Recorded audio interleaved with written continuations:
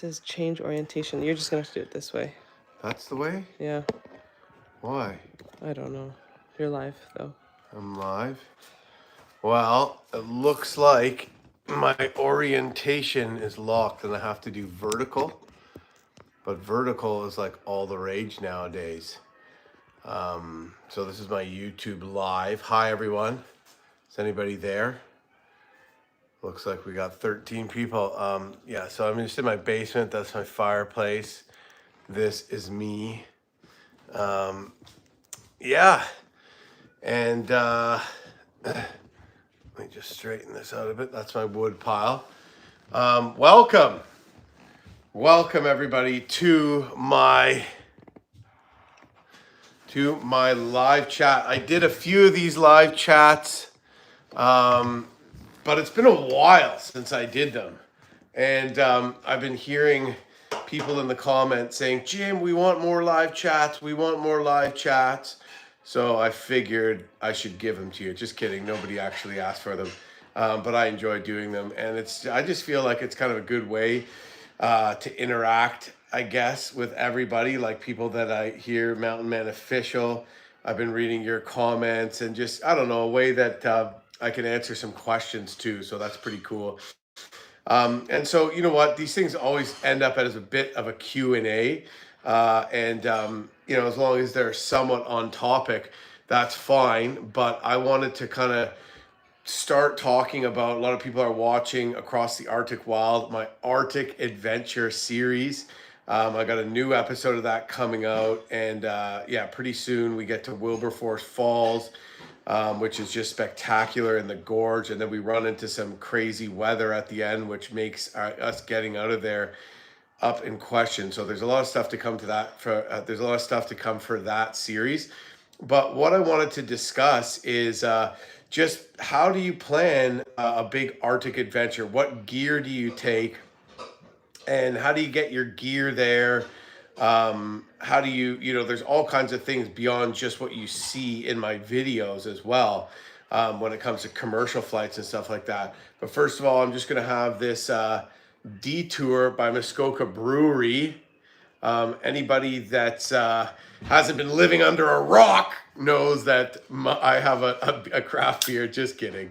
But and I, in partnership with Muskoka Brewery, I'm making my Windbound Pilsner. Stuff's gonna happen with that come spring, so stay tuned. But in the meantime, Detour is a really good beer by Muskoka Brewery. It's IPA, has the flavor of an IPA, but it doesn't alcohol content. It's like a 4.3% alcohol.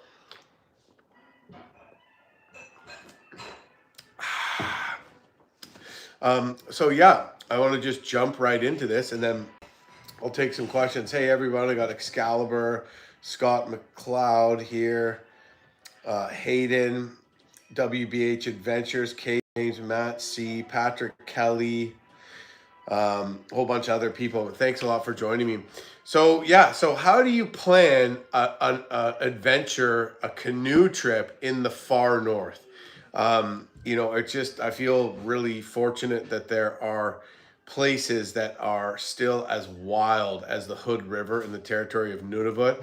And first of all, to give some context, to get there would be literally multiple weeks of canoeing if we started in Yellowknife. It is possible that we could have gotten to the headwaters of the river starting right from where the float plane took off, and then at the mouth we would have had to paddle along the Arctic coast for quite some time, because the closest community to the mouth of the Hood River in Nunavut is Kuluktuk, and I believe it's over 200 air miles or air kilometers right from the river. I think it's actually a good bit more than that. So probably if you're paddling the coast, you're looking at a 300-kilometer paddle. But everything in Canada, the northern, a lot of the northern states, and Alaska to a large extent, is connected somehow by water if you're willing to do some big portages and travel upriver at times. So you could get there, but that would literally been like a 2-month long trip. So we took a float plane in, and it was a very long float plane journey to get in there. And Ted decided, hey, I want to come on this trip. I'd already planned the trip. And so I guess we could have taken a tandem canoe because that would have been lighter weight. But because we couldn't, because I'm working with Novacraft, they'd already shipped a canoe up there for me, a 15-foot prospector. And I had to I had to use it. That's the canoe they sent there. Plus, that's the canoe I needed. So I couldn't really just pivot and get a tandem canoe. And also, too, when you're each shooting your own YouTube video, stay tuned because my brother's going to have some videos coming out on this adventure too. When you're each shooting your own respective YouTube video, it's a little bit harder to both shoot your own separate series if you're both in the same canoe as well. So we decided we're gonna have to take two canoes, but we couldn't strap one to each side of the float plane struts because that's just a lot of drag on the plane. I don't think it's legal anymore either. And so Ted had to come out with the folding pack canoe, which is actually pretty robust. It could slide over some rocks, but because it was so far, we had to really carry less stuff than was ideal. But in the end, that was kind of good. It really forced me to spend a lot more time planning, and I feel like this is some behind the scenes stuff about the Arctic adventure. But yeah, it forced me to do a lot more, spend more time planning. A lot of the time when you pack, and you guys can probably relate to this, when you're packing, you're like, oh, I got a lot of stuff. It's because you're kind of leaving it generally to the last minute. You don't have a lot of time to pack, so you just kind of pitch everything you need in there. That way, you're not forgetting anything, and you go. But when we were planning the Hood River expedition, I'm like, well, I'm gonna have to dehydrate meals. So I think I took like 5 days and just went bonkers dehydrating meals. Ted actually went and just bought the freeze dried meals. He bought like an in bulk, way more expensive probably than what I did. But we learned that freeze dried, and you probably all, people who know are going to laugh because you know this, but freeze dried is actually substantially lighter than dehydrated. So Ted and I had about the same amount of calories, and I dehydrated mine and dehydrated in the oven, and Ted's was noticeably lighter just to the touch, to the feel, than mine was. So that's something to note as well. The only problem is buying a freeze dryer. You're probably looking at like $2,500, but they're amazing. So that brings us into one thing that's important is, you're out there for 20 days. You're out there for a month. Some of my trips has lasted over a month. It's hey, thanks, Frederick. Yeah, if you see me just looking over here, I'm just looking over at a screen. I got an iPad, and all your comments pop up. Frederick just gave me a donation. Thanks for the inspiration to get out and adventure. That's what it's all about. I love being able to inspire people, and that's what I want. I want people through some of the things I do to kind of see the magic that's out there in whether it's on the gold rush, on the Teslin River we just did. We came past an area where people were stationed during the Klondike Gold Rush. There was a spot where river boats would stop there. We found an old grave, an old wheelbarrow, probably 135 years old. And there's just something about putting yourself in those people's shoes that's kind of amazing, and to travel those same waters that people have been traveling by canoe for a long time, and just really experiencing real wilderness, an area where there's little human impact. There's not a large amount of human impact, and I do believe that some human impact is natural because humans have been living in the most parts of Canada for a very long time. But anyways, back to food planning. Yeah, so really force us to really narrow down our food. So, okay, oh, a great planning thing. Anybody that a great thing for canoe trip planning, you get the Chat GPT, the AI app on your phone.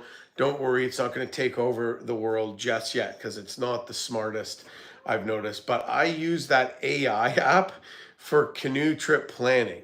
So, for example, I'm going to the store. I don't have a lot of time. I need to buy food to make all these dehydrated meals.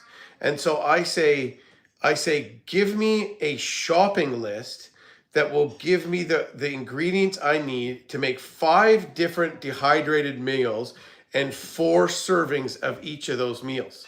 And it's just like, and just gives me a shopping list and I go and buy them. Think about how much time that just saved me, right? So that's great. And then, I use it for other things like how like a cup of trail mix, how many calories is that, right? You could just use the internet for that. There's other places you can look these things up, but that's sort of how we got dialed in. We had to bring less food than we wanted to. We knew we could rely on fish, which we did, but what I ended up doing was, okay, how many calories? So a cup of trail mix has roughly 800 calories. Well, you know what? High end, but I like to add to my trail mix. So I'm adding like the little not milk duds, but the little, I don't know, some chocolate, some more cashews, some yummy stuff. So I'm probably looking at 900 or more calories, right? And then I'm scooping it all out, and I'm counting the calories as I go. And that is, a way that you can get dialed in. I've this many calories for lunch, this many calories for dinner, this many calories for breakfast. If I eat like one fish that's about 2 pounds a day, I'm going to have enough calories to work really hard and be okay. And, don't let the calorie counting, if you're planning a trip, don't let it become like burdensome, because on a trip where you're not really, like, let's say you're trying to do a 2 month trip without a resupply, you're going to have to be really dialed in because you're not going to have space for all this. So you're going to have to get super dialed in on calories. You're going to have to bring the highest calorie food, and your food planning is going to be substantial. But for, your average trip, even a good 2 weeker, counting calories is going to be more about, okay, well, there's 2 different boxes of granola bars. Okay, do I take this one or this one? Which one has the most calories? Take that one, right? And that's sort of just a way to default to make good choices when you're out there. And yeah, we were able to make that work. So the way that you pack everything. So on the airlines, right? So we have to fly commercially to the Yukon, and you have to pay over baggage fees for your bag. So you get your 2 carry-ons. So my 2 carry-ons are my camera case and my backpack. It's like a zip-up Yeti backpack that I essentially use as my day bag. And I keep my drone, some electronics, and stuff that's not too stabby in what you have in there, right? And then sometimes I'll wear extra clothes if it's really tight. And then you're allowed 2 check bags each. Or is it 3? It depends on what airline you're going with exactly, but you have to get really dialed in on the weight restrictions. Jet will let you have a bag up to 100 pounds. But so you're allowed 2 check bags each. And then if you want to bring more bags, that's what it is. If you want to if you're allowed 2 check bags each, but they have to be under 50 pounds. So if your 2 check bags are over 50 pounds, you're paying overage weight on those. And then if you have another bag or 2, you're paying excess baggage fees, and you're paying overage on that as well. And this is why. So you're looking at a hefty price tag to travel with all the gear you need in an expedition up to the north. If you want to buy your food when you're in the north, that's doable too, but northern prices are typically quite a bit more expensive. It's not as bad if you're starting from Whitehorse or Yellowknife or a community where there's a road to it. It's still more, but that takes a lot of time and a lot of prep and a lot of planning. So it's best to pack your stuff beforehand and then go. If you're changing airlines, that can be problematic because you have all this gear. You're going to the airport. You're pushing around 2 carts. For some of my solo trips, I can barely even push the 2 carts I have with all my stuff. And when I'm going from one airline to another, I have to go collect all my stuff, make it rushing, dumping sweat, panicking to my connecting flight, recheck all my bags, pay over baggage fees again for the second airline, and then do it on the way back too. So best to fly a single airline. Now, sometimes that's not possible if you're starting your trip out of a community that only Air Inuit flies to. So you'd fly like Air Canada, Yellowknife, then you'd have to recheck your bags and get on another flight up to, say, Norman Wells or one of those communities. So, and sometimes there's not really a way around it, but it definitely saves money if you do that.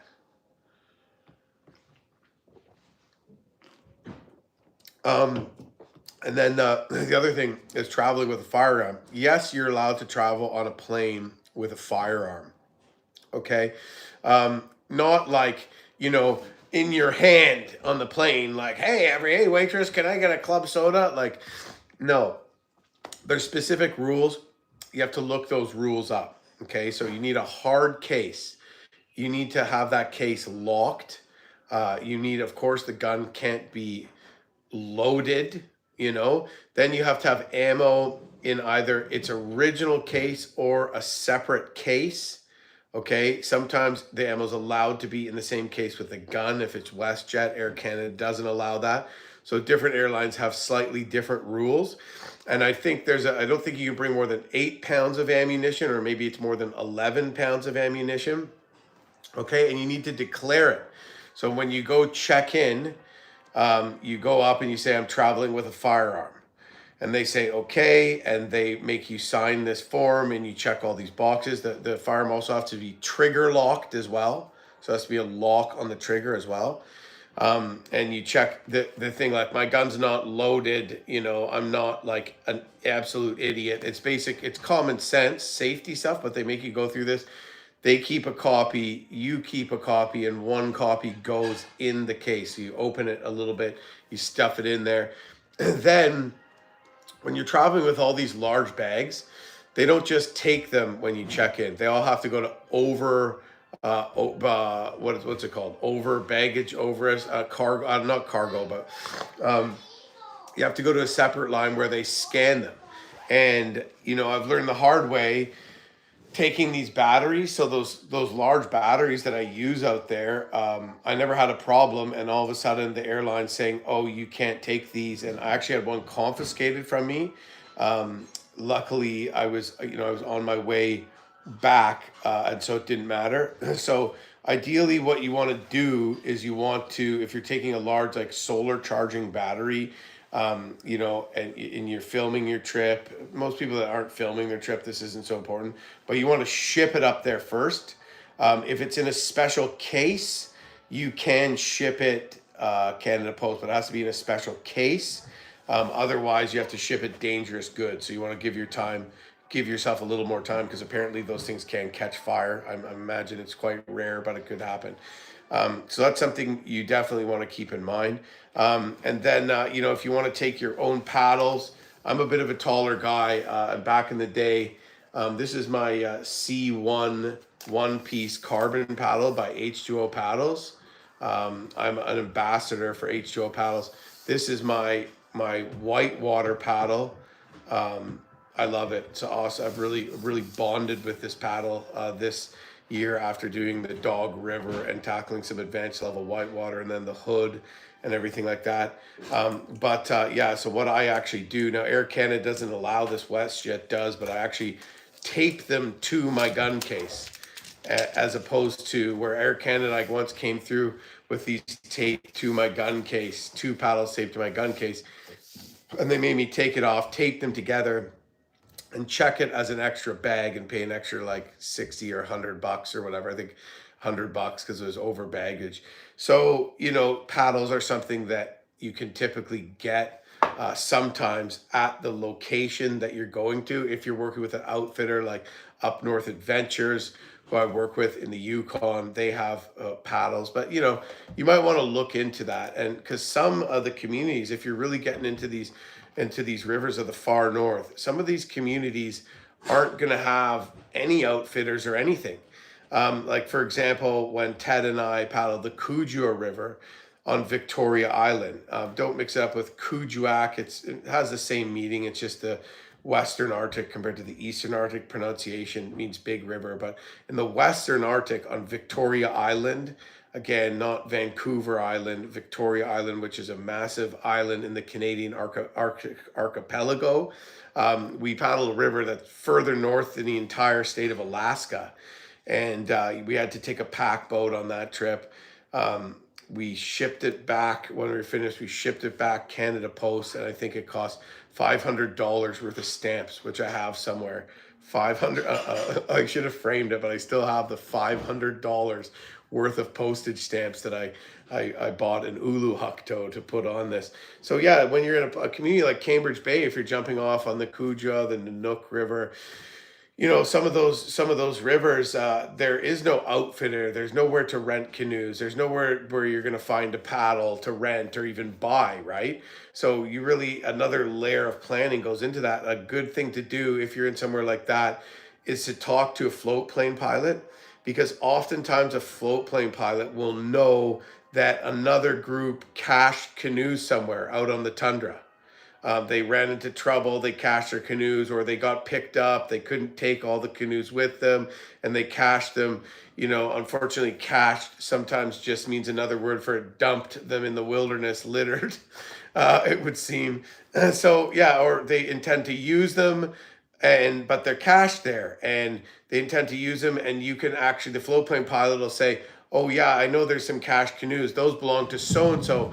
You call so-and-so and you say, hey, can I use your canoe? I'll pay you X amount of money, and I'll get your canoe to whatever community, which might be more advantageous to them, okay, than to leave it cached in the wilderness, right? So that's a way that you could get a canoe in some of these places.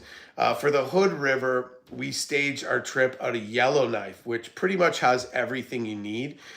And because of that, we were able to take the isobutane gas canisters.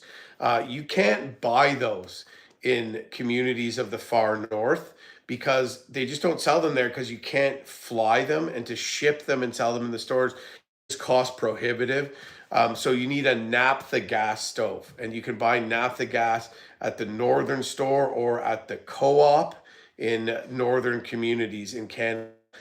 It's best to go to the co-op because it's way cheaper. You can buy naphtha gas. That's the same thing as white gas or Coleman camping fuel, it's often called as well.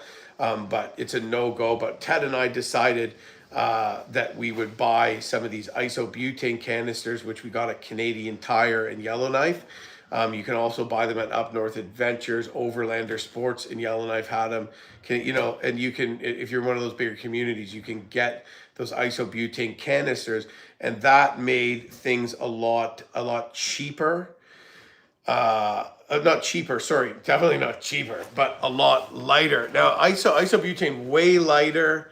And we had a pretty decent isobutane stove, definitely lighter all around than my like Coleman single burner, and then you can get those like MSR Whisper lights and stuff. Those are lightweight backpacking stoves as well.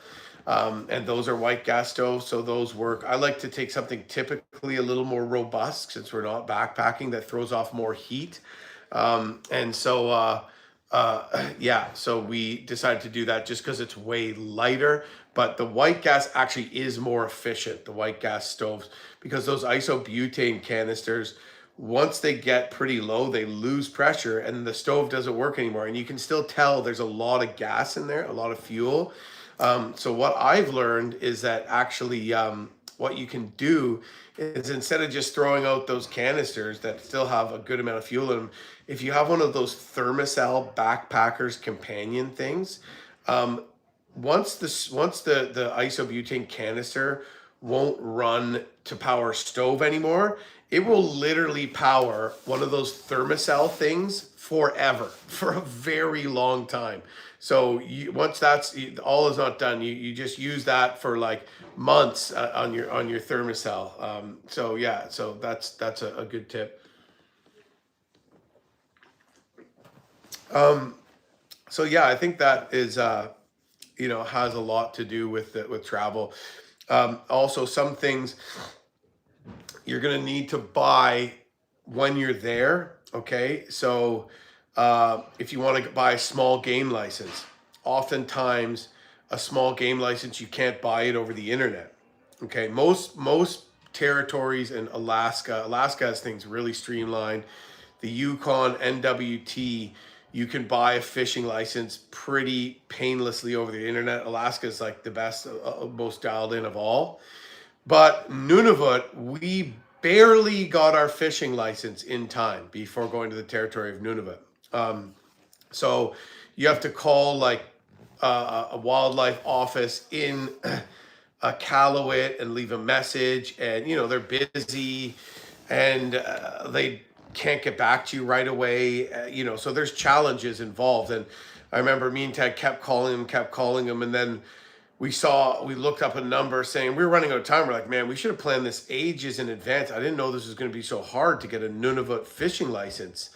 And I guess in the past, I bought it once I was there when I was up on Baffin Island, where I didn't end up even doing any fishing. But yeah, so where we saw a thing saying call a poacher, report a poacher. So we're like, we're going to call this report a poacher line, and we'll get someone on the phone.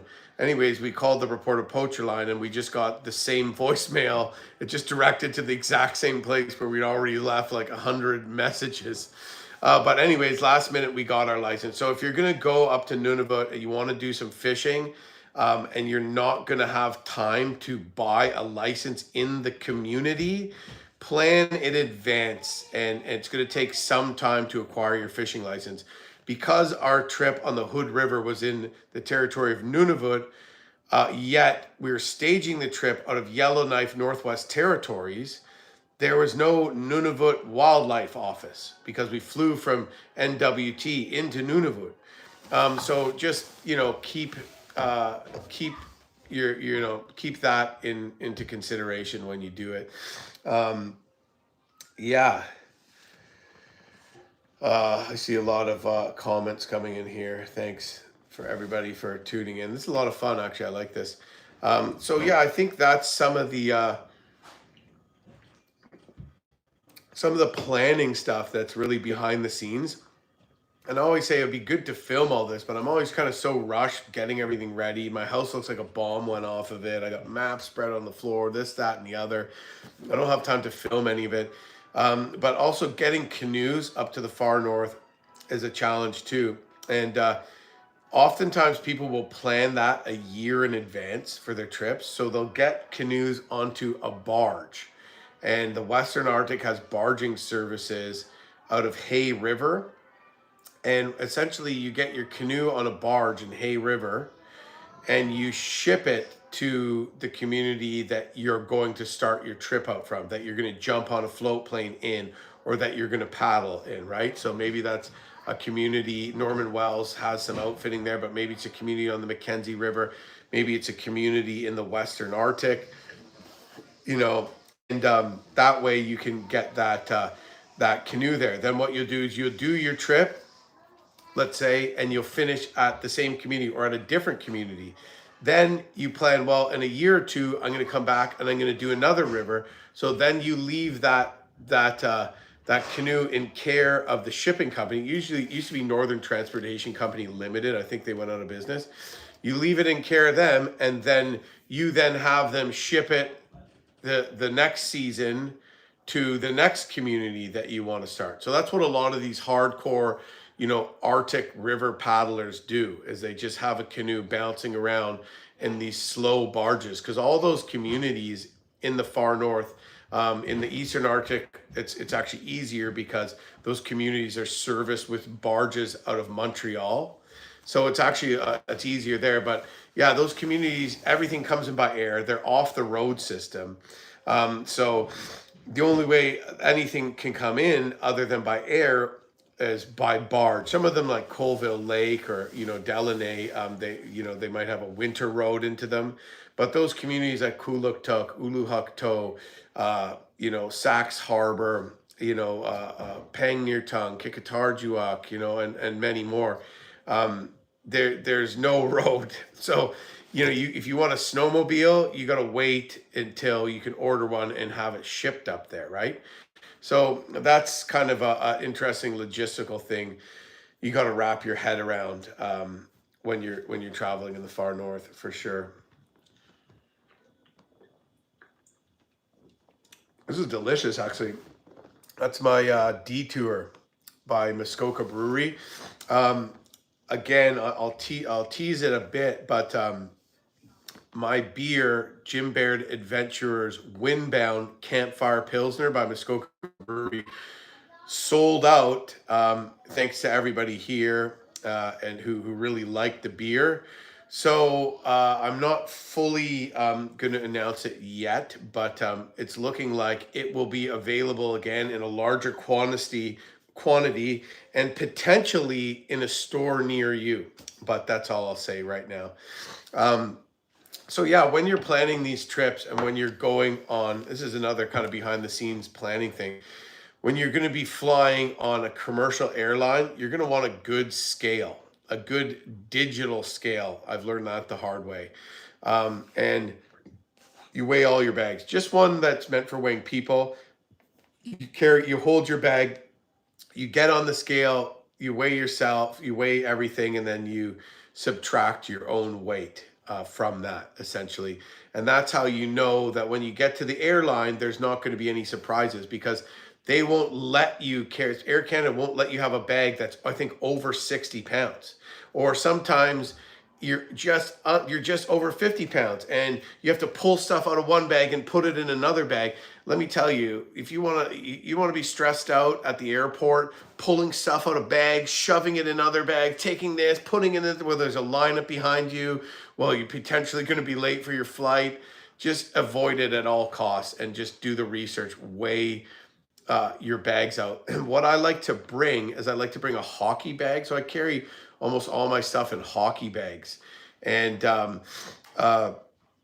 people travel, if you're in the north, people will travel with hockey bags in their snowmobile toboggans and stuff like that.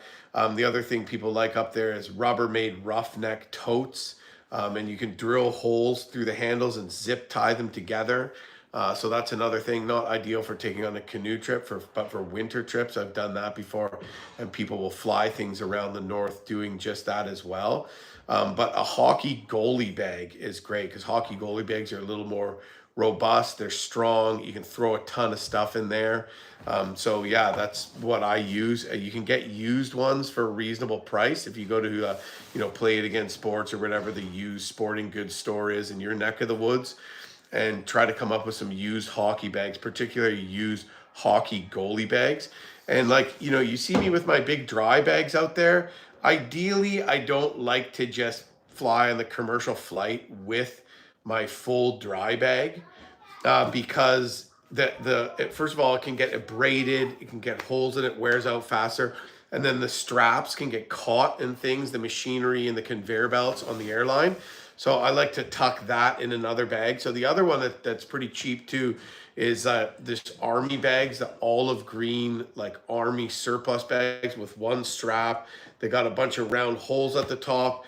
You put the little loop through and you clip it like that and you carry it. So you can get some big ones that are, imitation army bags by like World Famous and stuff like that are pretty rugged, pretty cheap. So yeah, you can check those out too at your army surplus store. Those are great things to just throw in gear, throw in other bags before you go on your commercial flights. And then typically you can leave those at your float plane base. And if you're coming back through the same community, pick them up on your way back home and pack to go home again. Always, it's cheaper flying home because you've eaten all your food. So there's two kind of large bags that you don't have to deal with for over baggage fees. But yeah, that can add up.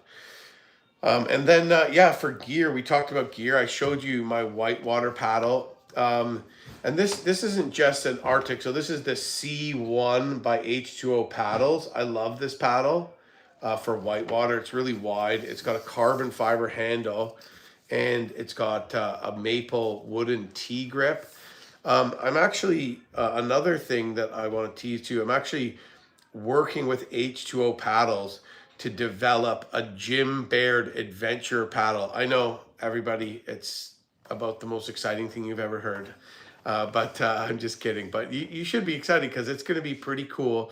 Now, what I've learned for my trips. Now, I personally like paddling flat water with like an otter tail. If I had any choice, and I know it's just a flat water trip, I like the feel of a thinner blade over the long haul. But the only thing is, when you're on a wilderness whitewater trip, where there's a really good chance, you'll see in upcoming episodes, I almost lost this. It's honestly a miracle that I found it on the Hood River. So you're going to want to, ideally, okay, your flat water paddle in a perfect world should be half decent at paddling whitewater, because if you lose your whitewater paddle in a rapid and your only paddle you have left is like an otter tail, they just aren't nearly as good in whitewater. Plus, they're more breakable. I mean, so some of the nicer otter tails, people will actually flip them upside down and push off rocks with the handle because the blade is really thin. So as much as I like those, I typically will take a whitewater paddle that's, typically take a flat water paddle that could double as a decent whitewater paddle. So the Baird Adventurer paddle by H2O that I'm making, name yet to be decided, is gonna be something like that. It's gonna be similar to the flat water paddle you see me using. Not nearly as wide or big as a blade as this, but still fairly wide. And I really like the feel of what they call a scallop, like a flat, kind of roundish, typical canoe paddle grip. And so I'm working with them to make a nice wooden grip, and potentially with Badger paddles too, so we can all come together and make sort of the paddle that's got some good wooden components for feel, and has some really good of the modern materials that H2O offers. So and also, you're talking about canoe. So the type of canoe I have is a Novacraft Prospector made in Tough Stuff expedition material.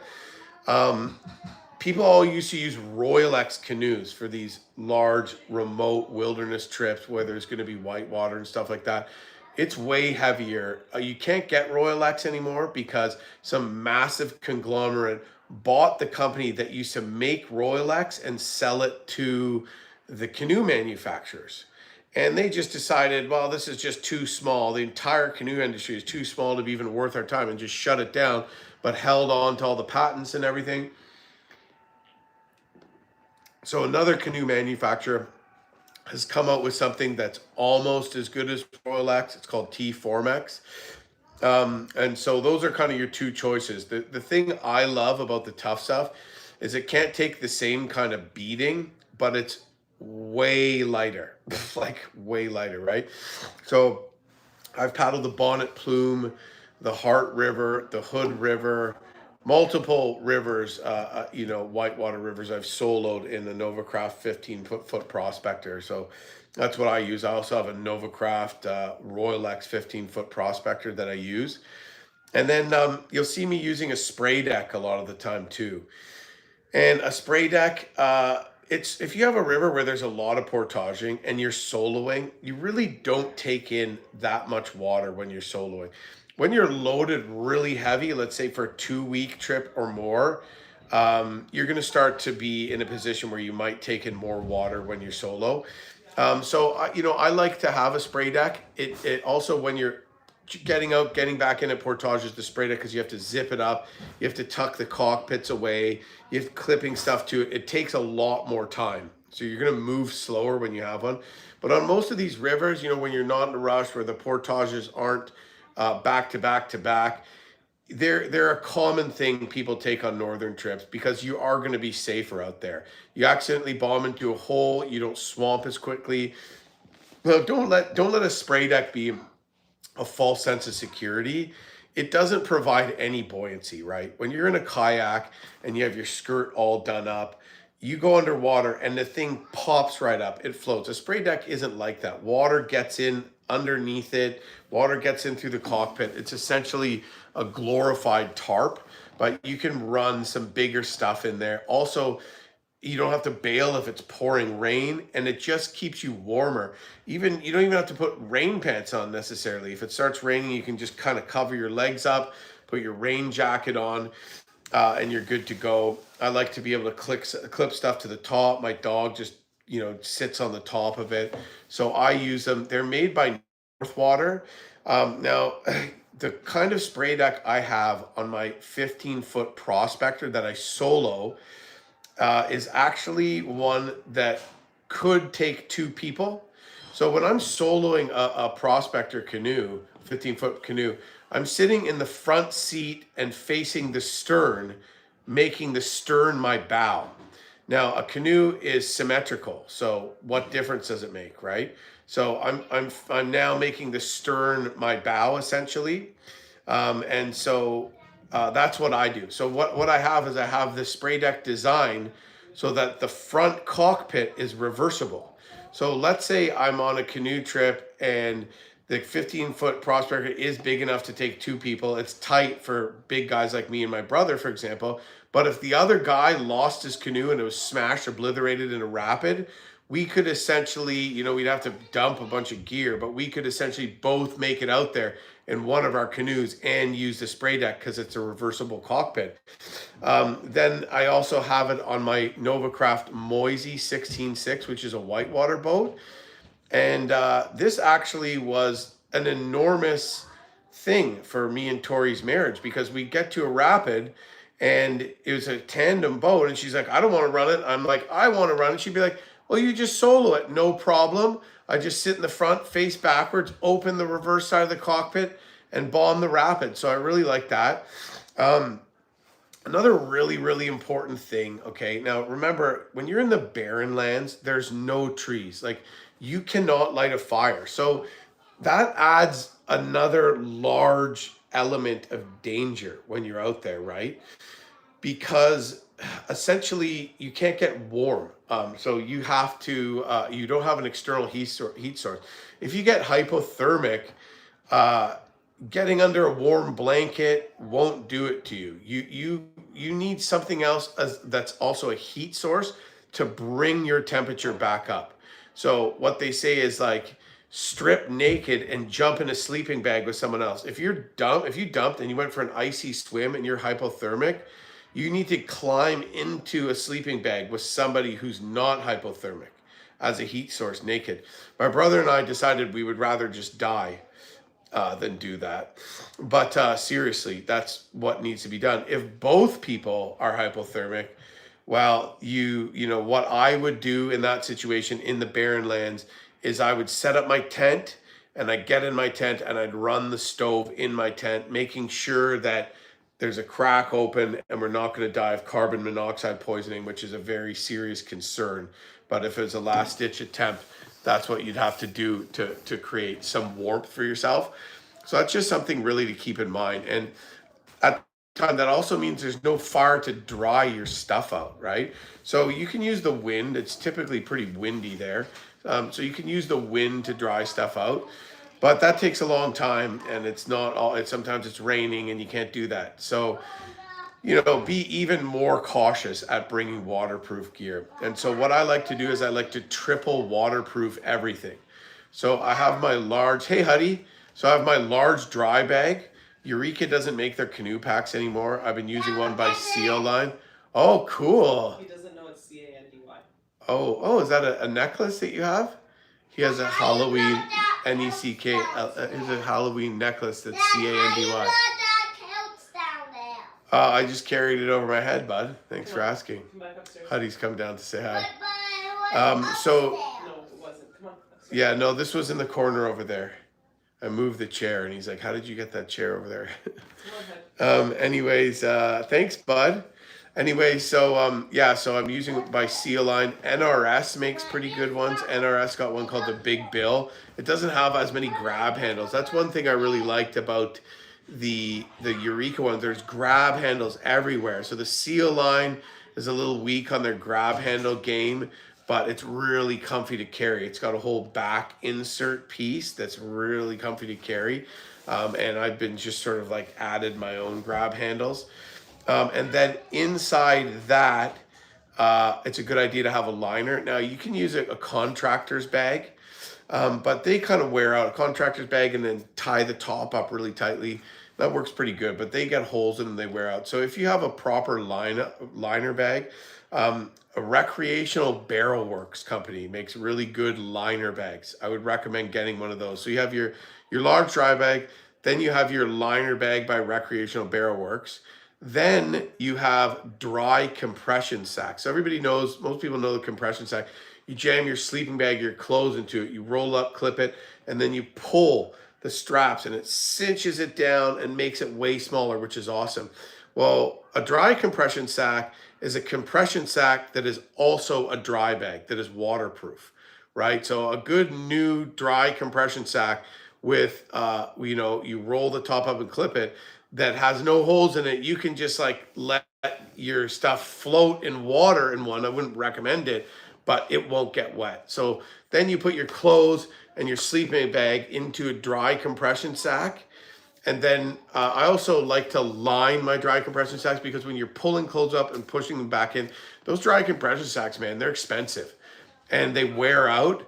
So the liner isn't really an extra layer of waterproofing. It's just an extra layer to protect the bag from abrasion. I just use clear plastic garbage bags, especially for the one with my clothes. So then that's your last line of defense. So you have your dry bag, your roll top dry bag.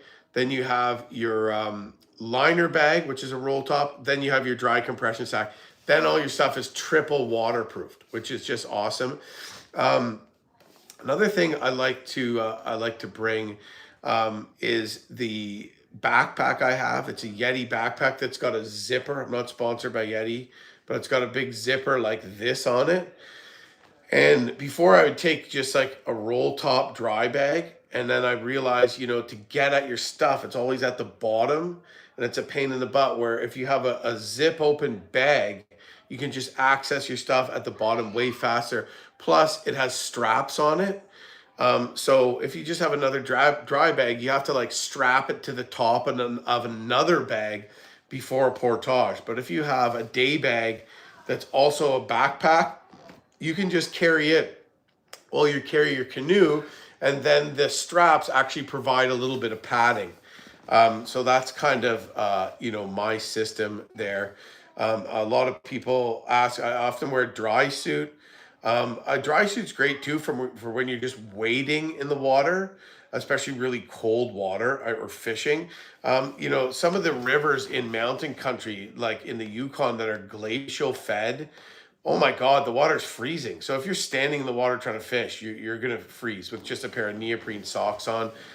Late season trips, I see guys in the Yukon wearing muck boots. Probably not a bad idea for a non-whitewater trip. Rubber boots, tinglies, and stuff like that, like big galoshes. When you're kneeling and paddling whitewater, you're taking water, they just fill up with water, and the insulated rubbers are nearly impossible to dry. So I wouldn't recommend that. But neoprene socks for hot weather and some decent water shoes. I like to use fly fishing wader boots is my go-to.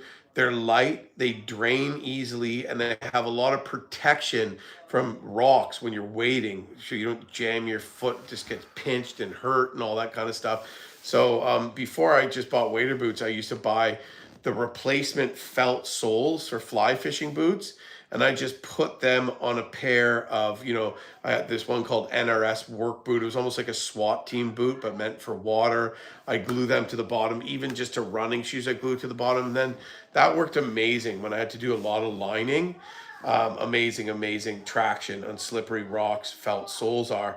But then I'm just like, why don't I just buy wading boots, right? So that's what I started doing, and I skipped the step of having to glue them together. And that's been awesome. They don't last super as long as backpacking boots, but they do. And I'm not using the felt soles. I use wading boots that have actually a more rubbery sole, which in some places now, due to transportation of invasive species, which apparently can happen with the felt soles. So some states and that kind of stuff don't allow felt soles. So the fly fishing manufacturers have come up with a really grippy rubber sole. It's not nearly as good on slippery rocks and logs as felt. However, it's a lot better on the portage trail than felt. So that's what I've been using.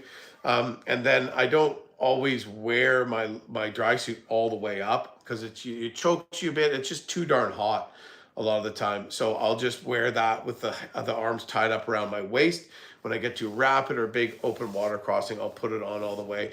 And if I don't have to worry about that, oftentimes just waders, just Gore-Tex material, some sort of breathable waders with neoprene booties or with Gore-Tex socks booties are a great thing to have if you're going to be wading in and out in cold water and you're not dealing with a really hot day. So yeah, that's some of the gear stuff that I go with. Also, for safety, is an InReach satellite texting device.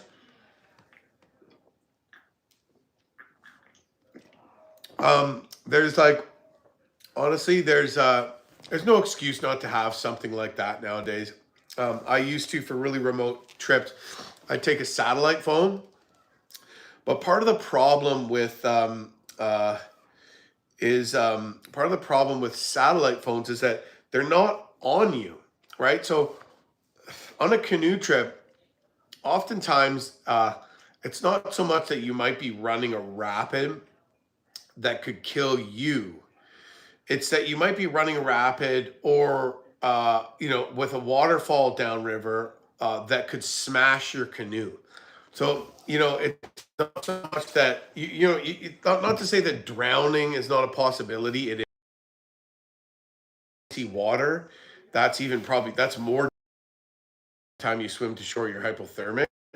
But where you can really get hooped out there is you dump in a rapid, you can't get your canoe to shore, and your canoe smashes in half on a boulder, goes down a waterfall, smashes apart. I remember on the Kisagami River, I found a smash in half Royal X canoe too, at the base of a waterfall, just in the woods. So somebody just smashed their canoe in half, right?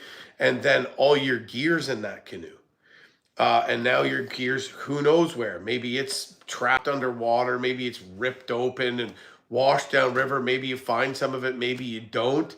And then you're in a survival situation. And if you're carrying a satellite phone, chances are that satellite phone is in your canoe, because who's carrying a satellite phone on them? It is possible, but they're pretty bulky, so you're not doing that.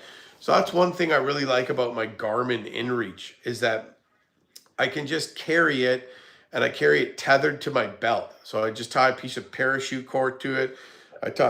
I clip a good carabiner clip to it, and I clip that to a belt loop or to my belt, right? And then I carry my survival kit. Actually, I lost my survival kit on the Hood River, and somebody saw it. I thought I had it buckled up around my waist, but I guess it wasn't buckled. And I sat in the canoe, and it just kind of blew up and fell away. And somebody's like, "You dropped your survival kit." And I'm like, "Oh my God, I did. That's where I lost it, right there. I didn't even realize it." So anyways, yeah, so you take care of your survival kit. Luckily, I had some other stuff, and Ted had some too, and I was okay. But again, yeah, so I'm taking in my survival kit, my survival needs. So if I lose my canoe and my whole outfit, I have the basic things on me that I need. And trust me, you'll be sitting. Then I have my knife. I have my Leatherman, a sheath knife, right? And then I have my InReach, right? And then in the survival kit, I have all the basic things that I need. And when you're packing this survival kit, you're thinking like, "Oh yeah, this is really robust."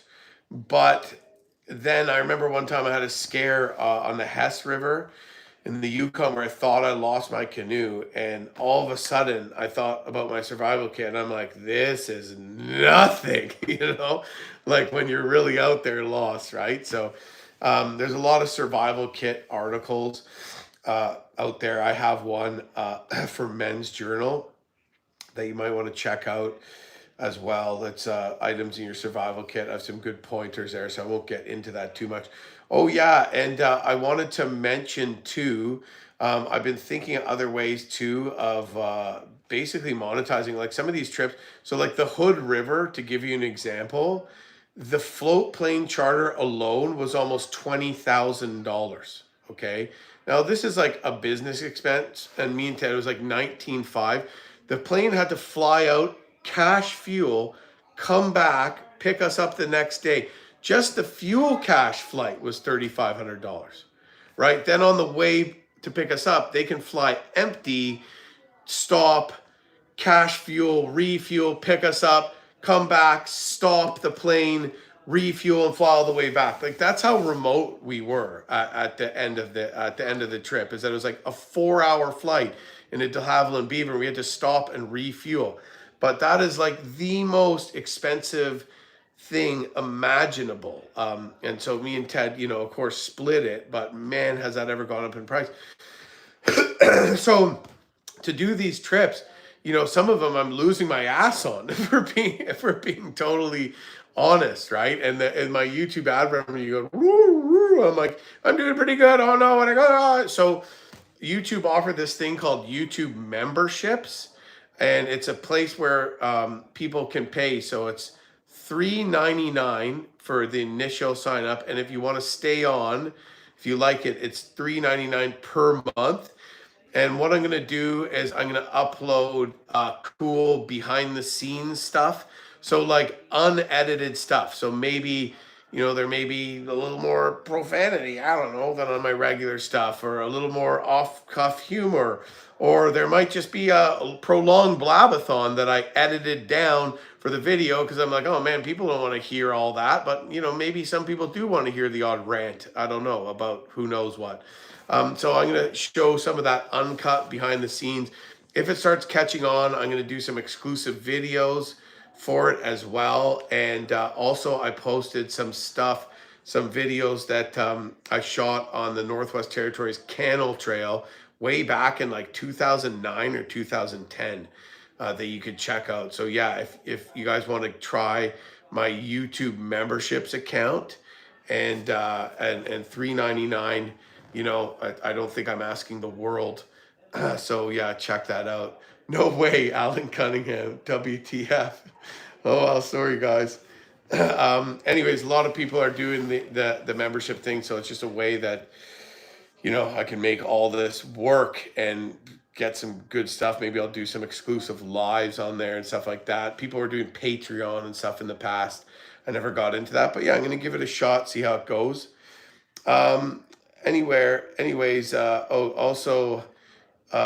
Robert Frazier. Yeah, also Rob Frazier. Also, no need to switch footwear heading into a rough portage. He's talking about using the fly fishing wading boots. Absolutely. Sometimes when you're wearing the lighter weight kind of water shoes and you come into a portage, you got to take the time to change your footwear. When you're wearing those fly fishing wading boots, they have so much ankle support. They're so light. The only knock on them is that they wear out fairly quickly because they're not really made for the rigors of a canoe expedition as much as fly fishing. Fly fishermen are walking, they're wading, they're moving around, probably not as much. So don't expect them to last a super long time. But you probably get 3-4 years out of them anyways. Okay, anyways, I don't know how much I've talked about Arctic specific stuff yet. But there's so many more things I could go into here, fishing rods, stuff like that. But essentially what I wanted to talk about is some of the key gear items, some of the key things, waterproofing. I could get into clothes, I could get into fishing and stuff like that. But I think I've been blabbing for a solid hour now. I think I want to take some questions if anybody has any questions. And you know what, they don't have to be specifically about travel in the Arctic or the far north, but I find this is personally my like favorite part of this because it just makes it easy for me. I know I'm giving people what they want to hear, and I really like to just get the chance to interact. So I'm going to be looking over at my screen here. Hey Tori, I'm going to do the Q&A. Tori's wrangling a bunch of children upstairs, so she might help somewhat. Yeah, she might help pin some comments or whatever. I'm gonna have one of these detours, man. It's unseasonably hot down here, or here in my house, in my neck of the woods today.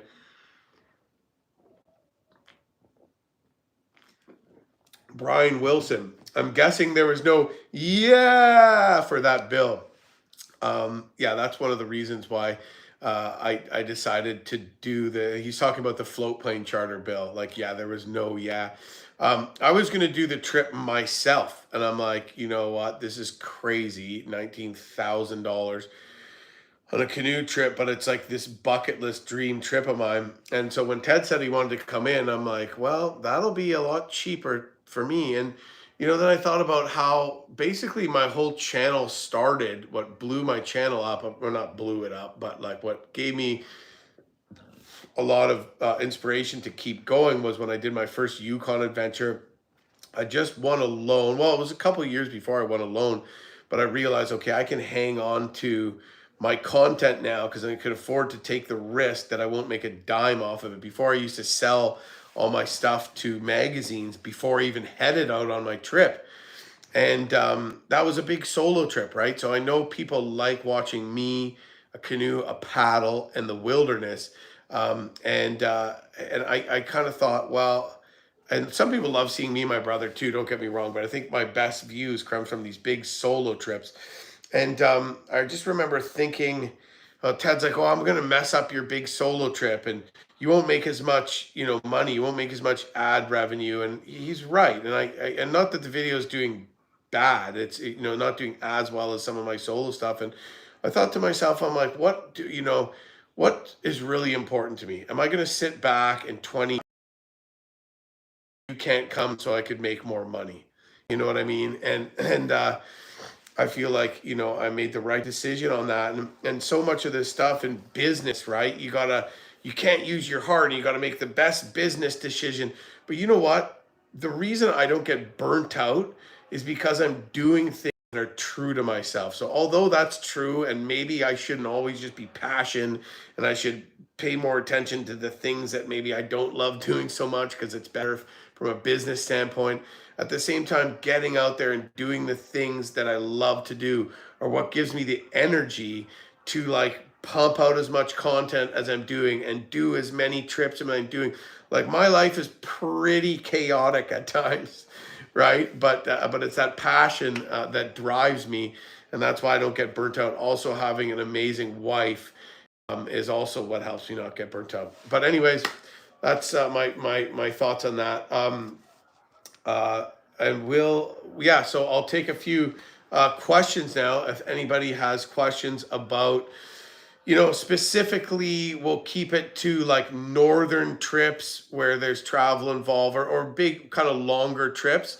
But I'm not too picky. So if anybody has something they want to ask, even not even necessarily serious things, as long as you're not making fun of me too much, I will answer them.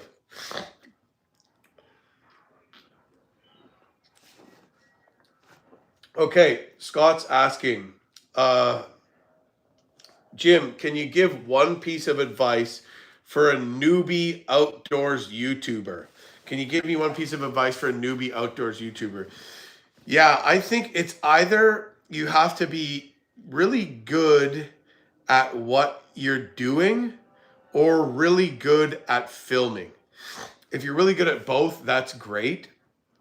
Otherwise, you're going to have to learn your craft along the way, and you're going to have to learn at filming along the way. But a lot of the people, like, I started doing pretty good on YouTube when I started getting serious at it, but that's because I had like lessons learned from filming through Field and Stream magazine that I worked for, but mostly a ton of teaching through the Alone production team, teaching me how to film before I went and got Alone, like a crazy crash course that probably I learned from experts. I probably learned more in that period of time, which was like, the boot camp, and then a 10 days before launch, 15 days, probably learned more there than you would have in a year-long course because of how good the teachers were and experienced they were, right?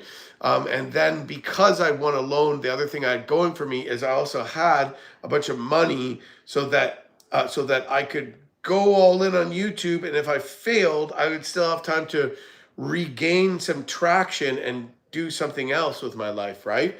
So that was good. But, I had a ton of experience before I really started getting serious at YouTube, and I was half decent at filming. So that was something that worked for me. So if you're, uh, if you're a newbie at YouTube, I guess learn how to film, always be a student, and learn your craft of outdoors, and those two things combined are perfect. But you don't have to be the best filmer, you don't have to be the best outdoorsman, but if you're good outdoorsman and you're not a good filmer, you're still going to probably do okay, or vice versa. So yeah, I don't know if that helps, but that's more of an observation, I guess, than a piece of advice. Okay, here we go. Malcolm Reed, how do you store your food away from bears? What is for you the best way, and how is Wes doing? Wes, my son, is 6 years old. For those of you that don't know, he has FOXG1 syndrome, so he has severe disabilities. It's a very rare, total fluke neurological disorder. We actually had, so he's developing all the time, more and more. We very hopeful that he will learn to walk one day. We're basically told he wouldn't. But we had a long list that we pinned on the fridge after we got back from the Yukon, from his teachers telling us, and the people that work with him telling us, we've all been noticing much more eye contact with Wesley. He seems more engaged. He seems to be looking at things more. So taking him out into nature has definitely helps him. I mean, they all tell us this. You don't expect it to be some miracle cure overnight. I don't want to have a false reality to any other parents that are taking care of of special needs child, but you do notice a difference. So he's doing good. So for bears, I store my food in a food barrel. Trying to go lighter on some of my trips this spring. I stored it in an sack, and then I just take that and I ditch it in the woods. I'm gonna admit it, I don't hang my food all the time. Sometimes backpacking, when it's a smaller amount of food, I have hung it. But yeah, I just take it a good distance away from the tent and put it in the woods, and I use a good solid barrel is ideal, and I've used the Ursack too. So I hope that helps. A lot of the time, especially in the Arctic, in the north, there's no big trees. You can't really hang your stuff anyways, even if you wanted to. And so sometimes you do all this effort to do it, and it's like 6 feet off the ground, and it's like, what's the point? But if you're going to be safer, if you do, it's going to be safer if you do hang it. But like for years and years on end, I have not hung a barrel, and I've never, knock on wood, had any issues. So there you go. Hope that helps, Malcolm.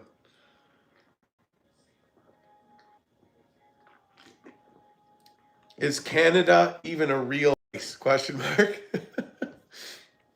Yeah, it is. Um, is there going to be any oatmeal eating live stream? That's a good question. Actually, that's one of the things I'm going to offer on my YouTube memberships account, is a 24-hour consistent oatmeal eating live stream, where I'm going to say nothing and just stare right into the camera and just eat oatmeal until I barf. So stay tuned. Your favorite tip ever. Okay, here we go. Where did you learn your whitewater canoe skills? Self-taught versus going to school. I never took like a whitewater canoeing course. It probably wouldn't be a bad idea. I'm not a play boater. I don't have this crazy whitewater boat. I'm like, the way I canoe, what I do is the most, traditional, I guess, kind of way, right? So I'm using a prospector, which is Algonquian style, direct copy of an Algonquian style canoe from the Northeast. Penobscot, I think, made the closest to it. But and I'm paddling it loaded too, right? Oftentimes with weight in it, right? So yeah, a course is a great thing to do. I learned actually from books. So I learned from it's called Paddle Your Own Canoe by Joni and Gary McGuffin, and also secondary was Path of the Paddle by Bill Mason, which Paddle Your Own Canoe was basically almost like a remake, a very similar presentation, but Paddle Your Own Canoe was kind of a remake. The reason I like it is Paddle Your Own Canoe is because it's the photos are in color, so you can really see what's going on better. And literally what I would do is I'd look at these maneuvers, a back break. The other one that's really good is called the Complete Wilderness Paddler. And it's about these like college kids from like Maine, or maybe they're a bit older than that canoed the Moisey back in the 70s. So they kind of explain canoe whitewater skills through a story of their own trip, which was a river that I paddled after reading it as well. But I really would try to visualize. I'd visualize the mechanics of a back ferry, of a front ferry, of an eddy in, eddy out, of why you lean this way, why you lean that way, right? I'd visualize those things and I'd almost go through it in my mind. And then I'd go out there and like do it all the time. And man, I spent a lot of money like back in the day just going out it takes, like, I mean, at that age, it was a lot of money for me anyways, but I would go like every weekend, like I was a weekend warrior when I had like a normal job, right? And I'd paddle, rivers. I do 2 whitewater rivers. I do a pretty advanced, a little bit more able to more relax in situations. I don't consider to be as dangerous as a lot of people would. That's probably bad advice. So I wasn't really so scared or worried about these things, just with my my athletic background and all that kind of stuff. I used to play competitive hockey, and yeah, I just went out there and challenged myself again and again, and just through books is how I learned. To give you an answer, big fan of your vids. Questions: how do you afford to take all the trips? So yeah, like, to be honest with you, I can't, which is why I started my YouTube memberships. So stop complaining. Some people are complaining about it. But yeah, so my brother and I worked a job that was in sales for a map company, and I was able to take more time to do some of these bigger trips. Then I worked in mineral exploration, where I'd be literally in the bush for 3 weeks at a time, and that would be like 2 weeks on, 2 weeks off, 3 weeks on, 3 weeks off. It's kind of all over the place. I didn't know when I was going to get work and when I wouldn't, but I'd spend all this time in the bush, make a bunch of money I couldn't spend, or I couldn't spend it. Then I'd come back and I'd have money to then go into the bush again and do these trips and pay to have some of my first series edited and stuff like that. So that's how I managed to do it. My first big trip that got me my first real gig at Field and Stream magazine, what cost my brother and I $7,000 each. This was in 2008. We didn't have any of the money. We put it all on our credit cards. Probably, it took me a long time to pay off. But I put a lot of money on my credit card, and it took me until I won a loan, which was like what, 6 years ago, to even pay that off. $35,000 in debt when I even started to go full time as a freelancer for magazines, which was rough. And so then now that I'm doing YouTube, I started doing a little bit better. But to give you a more direct answer, yeah, I just paid for everything out of pocket. But now I can work for tourism boards, so I couldn't use a tourism board, engage them on my trip in Nunavut because they said no, because the route was in Nunavut, but yet we're spending all our money in the Northwest Territories. So that was a hard no. But I work with Yukon Tourism if I'm promoting sustainable travel to the Yukon, writing articles about it. Oftentimes a tourism board might help you out with flights, might help you out with float plane charter, and then the way that I make, so it's just like anything, right? So like my business, if you had a business as a plumber, you'd have to buy all your tools, you'd have to buy a truck, you'd have to hire an employee, you'd have to pay for gas in your truck. my expenses are my trips for my business, right? And my camera gear. You know what I mean? So I can afford it. It's a risk. I say, okay, I'm going to do this big trip.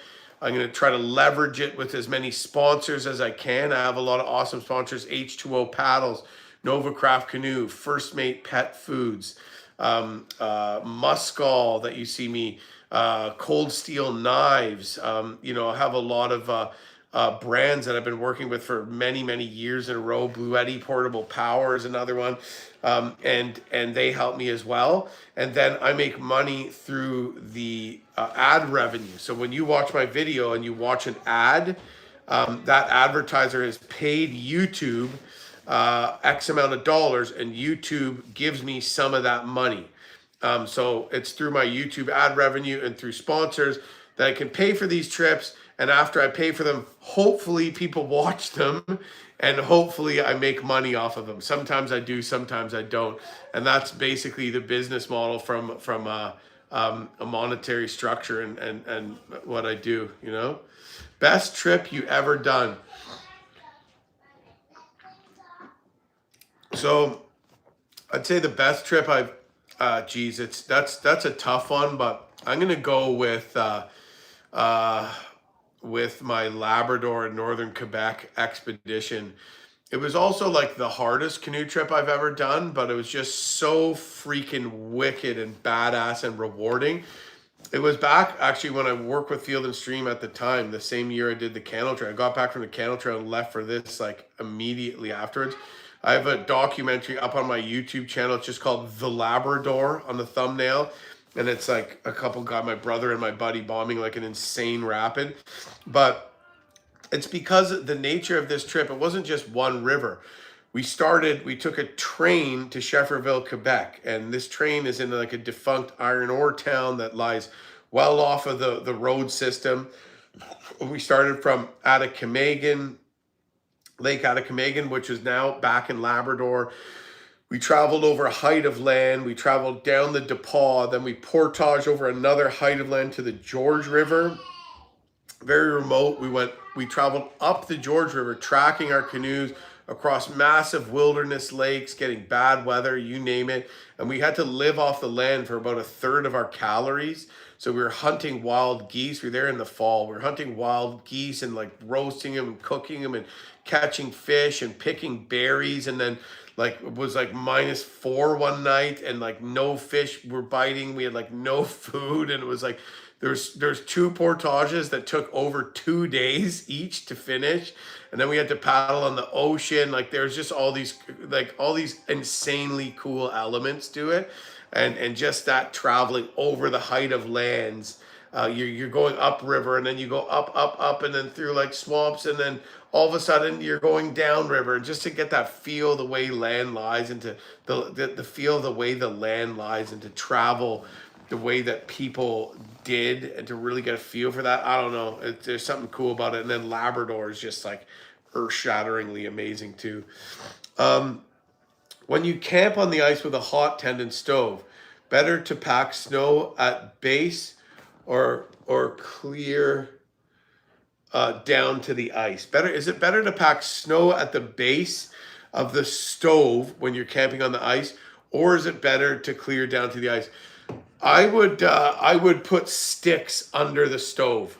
That's the way to do it. I used to just like slap the stove in and it slowly melts, or clear down to the ice, and then it like totally melts, and then it melts away, and there's like this huge like pit that you don't want to fall in if you're camping there for any days. But yeah, I learned just underneath you can just underneath the stove, you put a couple of like just pieces of wood, like firewood, split logs underneath the legs, and then you just put a whole bunch of sticks.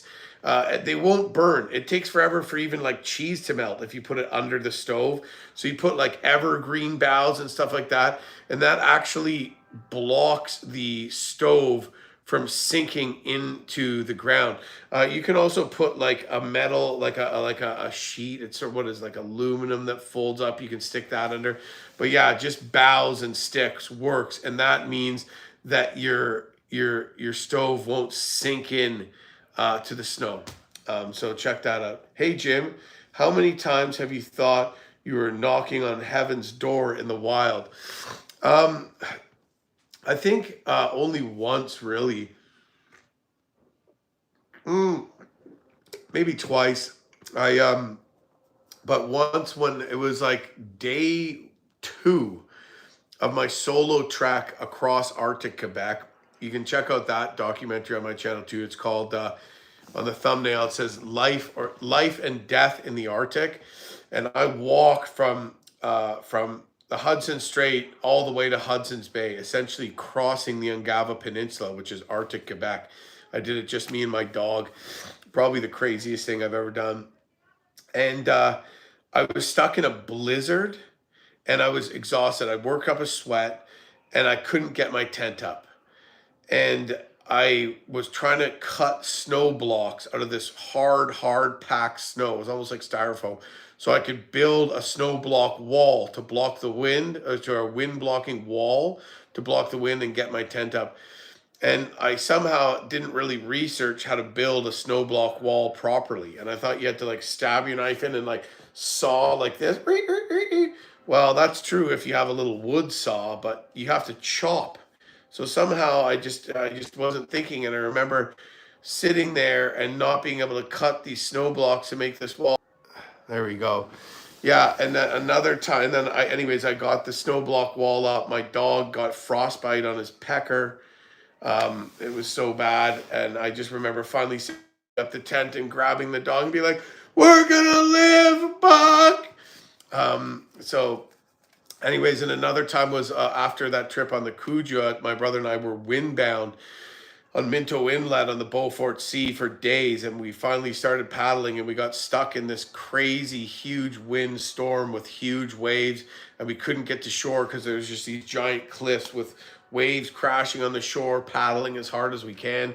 That was like maybe we're gonna die scenario too. Um, yeah, in the Arctic, there's certain steps you can follow, procedures you can follow, and you're going to be okay. The only thing is, if you don't do those, you won't just have an uncomfortable sleep. You can die, right? So it's less forgiving. Mountain Man Official. I have watched you do snowshoe trips solo and with Xander, Max, and Ted. Will you and Tori be doing trips like that with the boys? So he's asking, are we going to do snowshoe trips? Um, yeah, maybe. It's just right. Well, actually, yeah, me and Tori actually did a snowshoe trip with Hudson. It's called the Rendezvous. We actually did, I think, about a 6K hike in to meet up with a bunch of other YouTubers and stayed in a hot tent, and we had Hudson there. We've also done one with when our first winter camping trip with Hudson when he was 6 months old, where we snowshoed into a camp. So yeah, probably we'll see. It's like we're also do like last winter we did a couple winter camping trips where we snowmobiled in, so we could haul the gear. But yeah, with Wesley getting bigger and with the disabilities he has, and with Huddy, obviously only being 3 and not being as fast, it's easier to do to use a snowmobile with all the winter camping gear you got to haul to. But yeah, I think for sure you're going to see us doing some more snowshoe trips with the kids for sure, especially when Huddy gets a little older and maybe me and Huddy and North can just pull Wesley. How fun would that be? So yeah, I'm excited to do that kind of stuff too. That's a paddling. Are you going back to the off-grid cabin this year? Maybe snowshoe trip too. So yeah, we Tori and I got our cabin, which was just amazing. We haven't gotten to spend much time there because we had all these plans and we just kind of ended up buying it because something came up. So next year you're going to see us there a lot more. We're going to be going up late November in the boat, which is going to be interesting because there's going to be snow and ice and boating. So that's gotten me feeling a little scared. Then we're probably going to get in by ATV. I got a side-by-side ATV that the family can hopefully get in through the bush on Old Trap Trail. It might be pretty rugged, but that'd be the lakes are frozen up. And it's realistically too far to snowshoe into because it's about, especially with the kids, it's about would be about a 24-kilometer snowshoe. So yeah, we're going to be going up there, snowshoeing up there, cutting wood. We're probably going to get up a couple times this winter once the ice freezes up well. So yeah, expect to see some more us up there more and some more content. Hopefully going to spend a couple months up there next summer. Hey Jim, what's the best thing to do when your tent gets wet while camping? How do you keep your sleeping bag dry? So when your tent is wet, yeah, it gets all wet. So, if you get to camp early, just setting it up and letting it air out helps a lot. But I never like I just have a good ground pad, and if my sleeping bag touches the wet ground of the tent a little, it's usually not the end of the world. But a lot of times, what my brother carries a lot is a ground sheet. So you can use a ground sheet. And if you have a little towel, or even if you want to sacrifice a sweater or something, if there's like puddles that you can kind of soak up or mop up, that's a good idea. But I think probably a ground sheet would be the best thing. And basically, a ground sheet is just a lightweight tarp that you don't get it the exact size of your tent. You get it a little bigger, and that way it comes up the wall like this. So your sleeping bag presses up against the tarp, the thin nylon tarp, as opposed to the side of the tent. And you just keep that. Maybe you don't use it all the time, but then if your tent gets wet and the floor's wet, then you put the ground sheet inside your tent. Never put a sheet under your tent. I even see some of the manufacturers make tents with a piece of a sheet that goes under the tent. That just collects water and pools in your tent. It's like the worst thing you could do is have a under your tent, but in your tent's a good idea. So that's what I would recommend. Do you teach any winter camping skills courses or recommend any in Ontario? Oh man, you got to check out Lure of the North. I don't teach any. But if you check out the Lure of the North, they're actually friends of ours. Kai and Dave Maroney run all kinds of courses, and they run amazing traditional style winter camping trips as well. Also, Martin Pine does some in the Halliburton Forest. So check him out. He's a Pine Martin on YouTube. He does them, I think, in collaboration with the Halliburton Forest, but yeah, he does all kinds of winter camping stuff, and that's closer for a lot of people, Halliburton. So, anyways, okay, thanks, boss. Anything you haven't adventured yet that you would like to? Yeah, there's all kinds of trips that I'd still like to do. I'd like to go back to the Labrador Peninsula and do the Palmer-Korok route through the Turngat Mountains. It's a park now, but I'd still do it. And then yeah, man, there's so many cool things that I'd still like to do. I'm loving these barren ground rivers. Just the fishing is just so epic, and it's not, they don't have the giant mountains like the Mackenzie Mountains in the Northwest Territories of Yukon, but the scenery is crazy. Wildlife is just crazy. So I'd like to do, some barren ground rivers. There's a river in Northern Ontario called the Winnisk that I'm interested in doing because a friend of mine from Moosonee, who I spent a lot of time chatting with, calls me Winnisk. So he's Cree, and Winnisk means groundhog in Cree. And he calls me Winnisk because he never sees me poop in my videos. And he says, you'll never see a groundhog poop. And it's a way of him saying that I leave nature and I leave my campsites the way I found it, in a funny way. So I started thinking, well, I got this call, and he lives in the same territory in the Moose Cree territory, Northern Cree. So maybe I'll go do the Winnisk River. But anyways, yeah. What kind of drone do you have right now? So I had a DJI Mavic Mini, but then something was wrong with it, and it just wouldn't focus when it was cold. It was driving me crazy. So I bought another one because the warranty was up and whatever, and it was just broken out of the box. Bummer. But I couldn't, in the right mind, buy the same drone. So I got a DJI Mavic Air, which is a lot more robust. So yeah.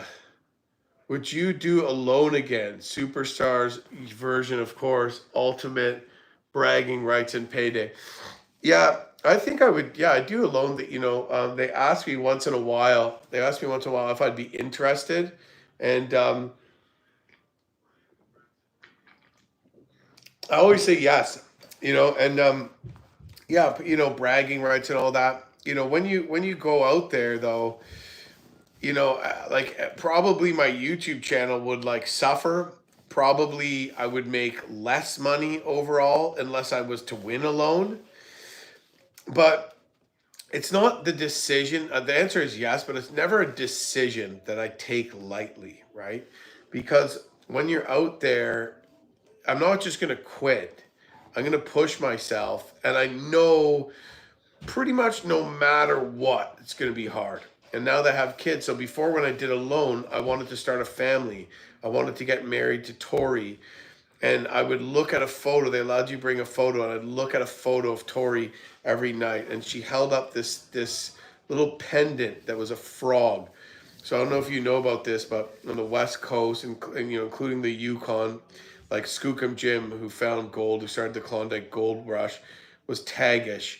He believed that his frog energy was very strong, and a frog is good luck. So this pendant is called the Spirit of Good Luck, and me and my brother found it on the tundra in Cambridge Bay, Nunavut, not in the area of the West Coast Indigenous peoples. It looked like something that was on a pendant from a gift shop in Vancouver that someone just dropped randomly on the tundra. Why we happened to find this thing was really weird, and we had it on us, and we got stuck in that storm on the Beaufort Sea where we feared for our lives, and we ended up making it in the end and paddling something like 112 kilometers in 36 hours straight on the Beaufort Sea after the weather finally broke. And so I kept that with me as good luck. And when I go do a trip, my brother said, "Here, take this." He had it. Now I have it on Wesley's door frame. A lot of those tribes would carve frogs, into wood near their front door. Tori, we weren't allowed to bring anything with us, any pendants, anything like that. So I got Tori to hold up the Spirit of Good Luck in the photo, and I was allowed one photo. And I took that photo out and I looked at it every day, and I imagined her saying, "You can do it. You can do it. It won't be too much longer. You'll be home. It'll be over before you know it." And I imagined her saying that, and it gave me strength. And when I got home, we got married and we started a family. I just didn't feel, I felt too scared to have a family without any money. Some people do it. They have more guts than me, right? And now that I do have a family, what would it be like, right? So I know some people on Alone, they said, "Oh, I didn't look at a picture of my wife because she would be saying, 'Oh, just don't worry about it. Who cares? Just come home,'" is what they would play out in their mind, the wife saying to them, right? So it can go whatever way you want it to go. So I hope that I use my family and the fact that I have kids as more motivation to provide them with a better life and to make them proud of me and to show them that you can do anything that you really put your mind to. And so that's what I think I would do if I went on the show, and I'd try to win again. How do you come up with your trip plans, like through the Turngot Mountains? Do you look at maps, or are this routes from my CCR? Yeah. So sometimes I've gotten, what routes have I gotten? So when I did the East Natashquan, that was a route I found on my CCR. So anybody that doesn't know my CCR, it's my Canadian Canoe Routes, or just Canadian Canoe Routes, and it's this awesome database for all kinds of tripping. So the East Natashquan, the only person that had done it was Herb Pohl. It was Herb Pohl's route, and he did it in '91. So I did find out one other group had done it since then afterwards. So I did find that out. Another time, when I found the other trip I was talking about through northern Quebec and Labrador, which is the Adlatalk via the DePaul and George rivers. I just put that whole freaking route together, staring at maps, and then I looked for info on potentially that area. And I found Herb Pohl had flown into one of the lakes on the George. He skipped the whole first part. And then I found Stuart Coffin had done the exact same route that I just found by just looking at maps, and that route was on my CCR. So very vague notes, not a ton of info. Um, and then yeah, I guess it's just looking back. So I own aeronautical charts of all of Canada. So it's just like a lot of visual map dreaming, and looking up routes and looking at maps and reading about routes. And one of the favorite books is now called Canoeing Wild Rivers by Cliff Jacobson. It's essentially That book is essentially a textbook on how to learn how to plan, similar stuff to what we're talking about, right? Maybe not all of the airline stuff, but similar stuff. And he talks about, you see a lot of rivers he's paddled in there. And so you kind of just build up this database in your own mind through all of these things over time, these rivers and routes that you want to do. I hope that answers your question. Any Rico for paddling trips in uh, Quebec? I want to do the freaking Broadback, man. That looks wicked. I mean, it's a pretty major, kind of well-known river, really big water. But yeah, that would be cool. I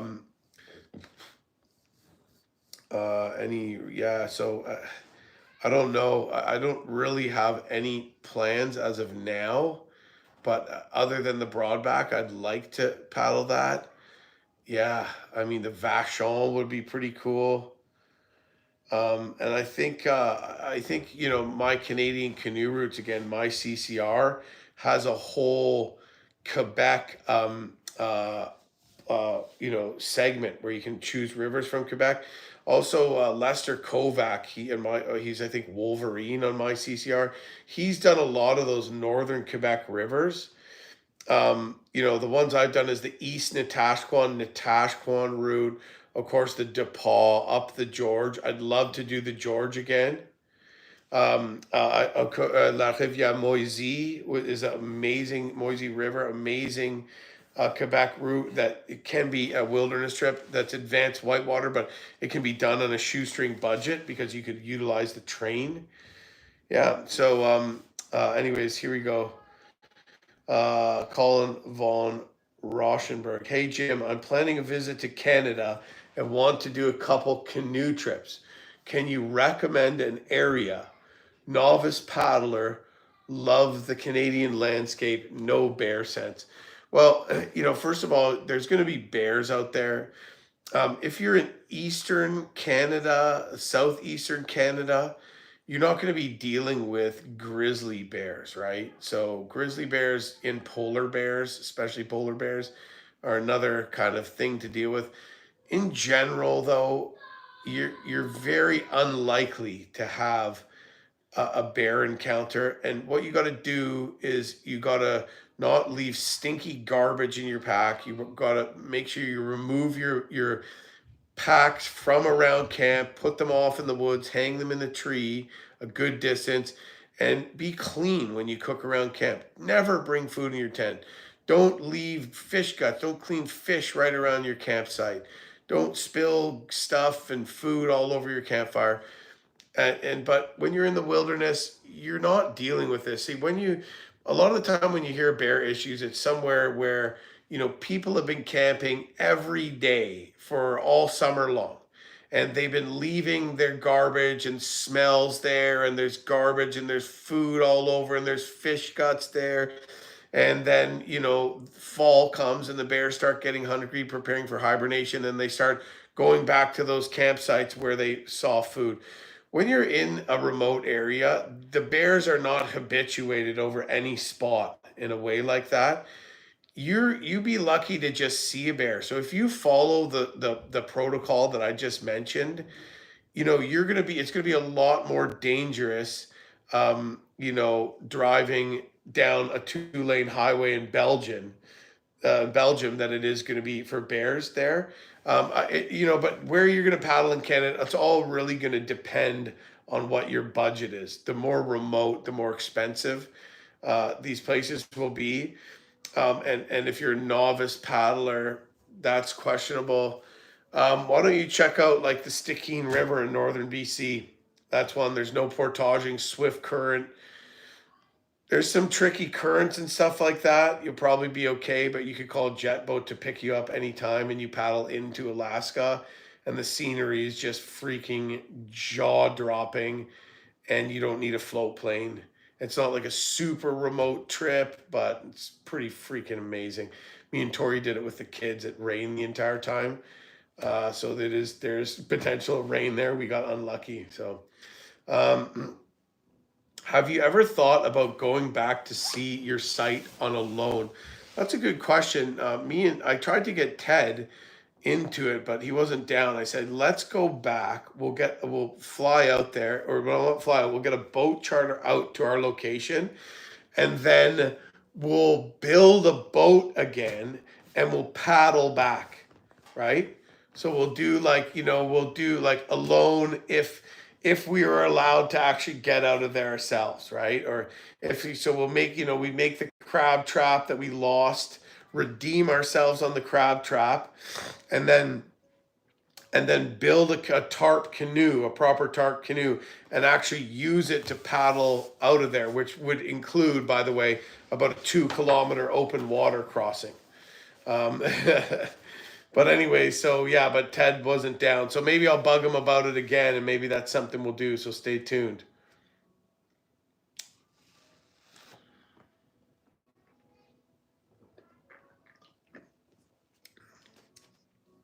Good question, though. Okay, any more questions? I'm just looking at the screen. I got a lot of things popping up here. This has been awesome, guys. I haven't been too starved for things to talk about, or all your questions and input have been great. How do you feel about Starlink? Um, I mean, at first, how do I feel about it in the broader sense? I thought, what, they're putting like a kabillion satellites. Am I just going to see lights spinning around the world like nonstop, and destroying the night sky? And how could like one person just decide he's going to provide internet in every back corner of the entire world? I didn't really, wasn't hugely stoked on that. But now that it looks like Starlink has like painted them black so they don't reflect. And I have the Starlink RV, which is definitely better than my ExploreNet. I was getting killed for Turbo Hub, and hopefully we can transport that up to our cabin. I think it's pretty good. I don't have the really good Starlink. I have the Starlink RV. Yeah, pretty good. Have you ever thought about getting back to see your site on a loan? Oh, I just answered that one. Are you planning on going back to Quetico anytime soon? I've never actually been to Quetico before. I've been along the North Shore of Lake Superior, absolutely love it. Eagle Lake, and that whole area. I've spent some time there, but never to Quetico. So yeah, I think that's on my list. It's, I guess the thing about Quetico is it's quite a large drive to get to. Um, so I don't know. Maybe I'm not completely sold that there's not as 100 other amazing places to explore on the way there. You know what I mean? Or a same distance. I've never done Wabakimi either. I really like to do, my trips up to James Bay and that kind of stuff too. So, but Quetico just looks amazing. So yeah, a lot of places to explore. Good night, Rob Frazier. Dude, what's up with Baird Country? Those are the best. So anyone who's not familiar, Baird Country is my podcast. It's a visual, like a video podcast on YouTube, and there's an audio version as well on Spotify. So I did season one of it, and I was gonna try to keep it going over the summer, but I was just away way too much, and it just wasn't possible doing everything else. So I'm gonna fire it back up again come December, and we'll see how many episodes I get through. But I'm hoping to bang off between 12 and 21 episodes again. Um, it's hard to get people to come sit down with me at my house because conflicting schedules. But it's looking like we have some pretty interesting guests, including Donald Trump's going to be on the show this year. Just kidding. But yeah, so stay tuned for that for a little bit of Baird country. And I also was thinking, what might be a cool thing to connect with some of the people that I know that I've done some adventures with or worked with before that are too busy or on the other side of the country. Wouldn't it be cool just to do like a little side podcast called like checking in with Jim or something like that, where I actually call people, and all it is the audio. I say, hey, how's it going? What have you been up to? Blah blah blah. Half-hour conversation on the phone, and just have it super rough. Not perfect audio, just a real phone call, like you're listening in on a real phone call. So I got all kinds of ideas. We'll see. How do you feel about the Canadian government's ban on guns? I personally don't have any firearms that are going to be, an issue with that. But overall, I think it kind of sucks because now it's been a long time since the gun ban came out, and shootings are up 65% in Toronto from this time last year. So it's not really helping solve the problem. And there's legitimate sport shooters out there that are just completely law-abiding citizens that aren't part of the problem that are being penalized. If like honestly, if the gun ban worked and at this point there's like all this crime off the streets and less people were dying, and then I'd be like, oh, this actually worked. But unfortunately, it hasn't worked. So yeah, I'd say it's not a solution. If we're gonna get political, um, yeah. Uh, Finally caught alive. Thanks for coming on Random Adventures 2.0. How's your brother? My brother's good. He's super busy editing his version of the Arctic stuff. I was trying to get him to come up for deer hunting, but he's like not going to do it because he's busy. But I think like he's trying to. Well, we'll wait and see, but he's trying to condense like all the lakes. So there's so many. There's like 100 kilometers of lake paddling. So in my series, I think there's a lot of episodes that were kind of similar. So I think he's gonna working really hard to like condense all that into like one riveting episode. So I think it's gonna be pretty cool. We'll see. Uh, can we see a live oatmeal slop eat? Yeah, you're gonna see a 24-hour oatmeal slop eat marathon on my YouTube memberships page. So stay tuned, sign up. Just kidding. Or sign up, but I'm not really doing that.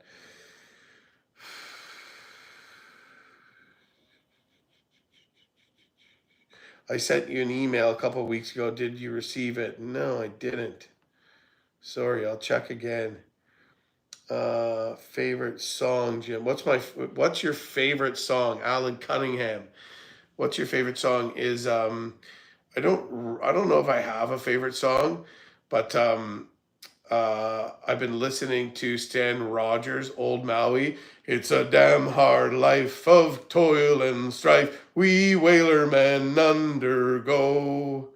And we don't give a damn, something undone. How hard the winds do blow. We're homeward bound from the Arctic now with a good ship taut and free.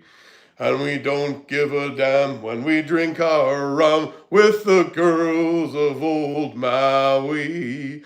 Rolling down to old Maui, me boys, rolling down to old Maui. We're homeward bound from the Arctic ground, rolling down to old Maui. So I'd say that's probably my favorite song right now.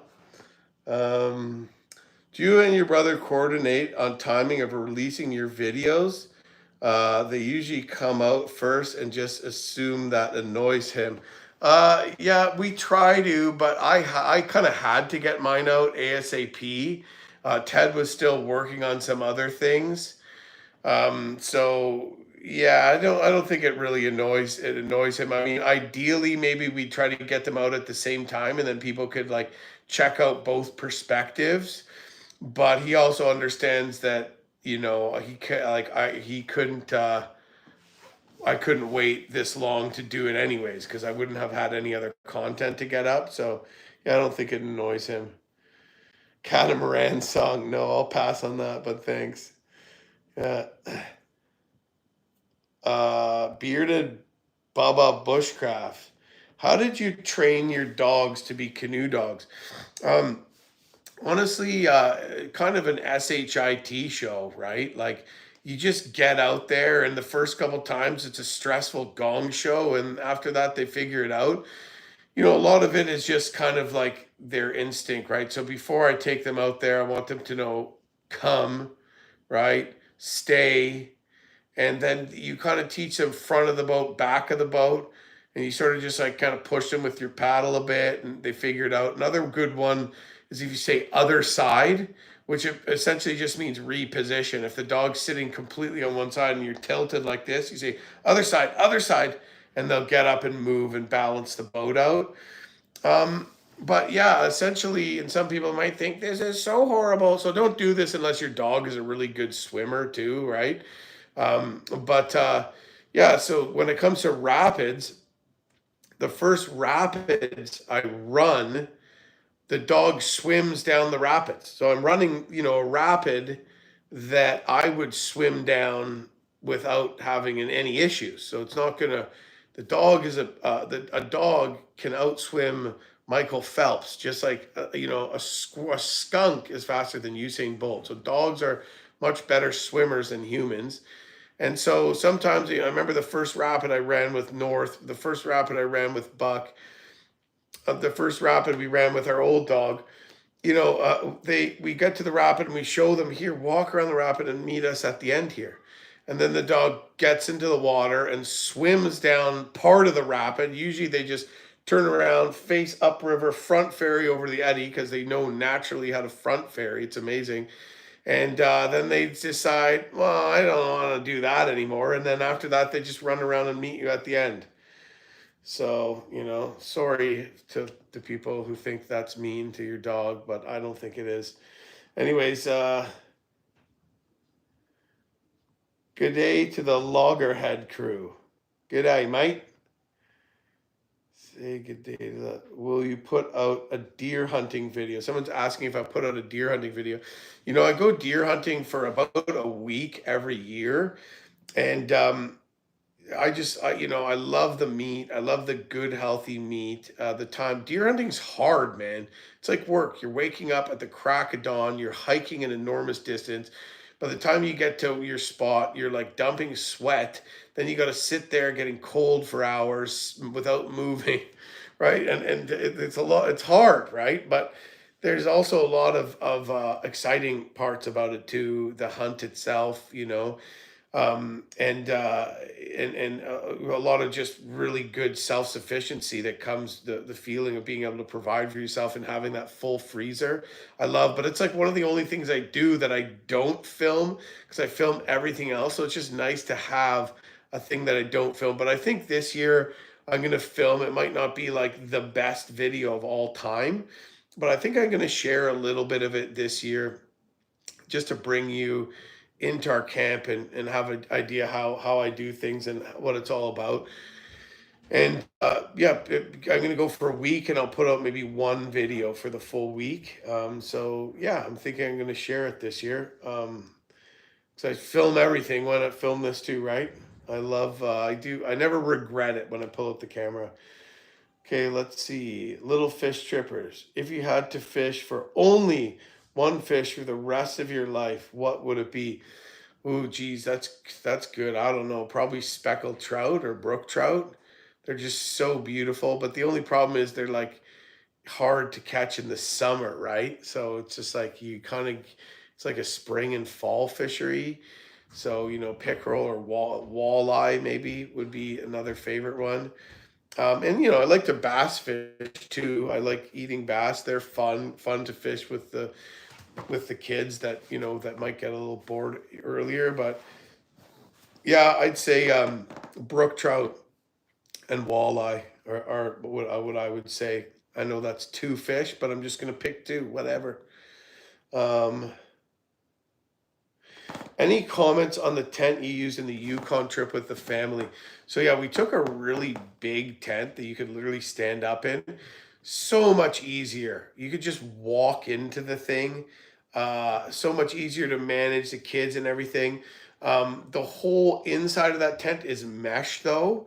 So by the time we were using it, you'll see we go up the Dempster up into the tombstones and stuff like that. It got way up in the northern Yukon. It was a little chillier than so a fall tent. Also, it's bigger, so it's going to be a little chillier. But the only time it kind of got a little sketchy is closer to the end of the trip. We were camping on a gravel bar. It got really windy, and I ended up having to bury sticks and guy it all down, which is okay. So I don't. I would be worried about it standing up in a strong wind. I think you might want to set it up. Like if you're going to set it up out in the open, um, I would take the extra time to just guy it out in case the weather got bad, and then you would probably be okay. But like a small tent that's aerodynamic, you can get away with just like staking it out half decently, and then your body weight just being inside it is going to be enough for it not to blow away. But I think for this bigger tent, if you're going to be I don't know. I personally, I think it was amazing, but I wouldn't trust it in a strong wind. So I'd want to just make sure it was guyed out.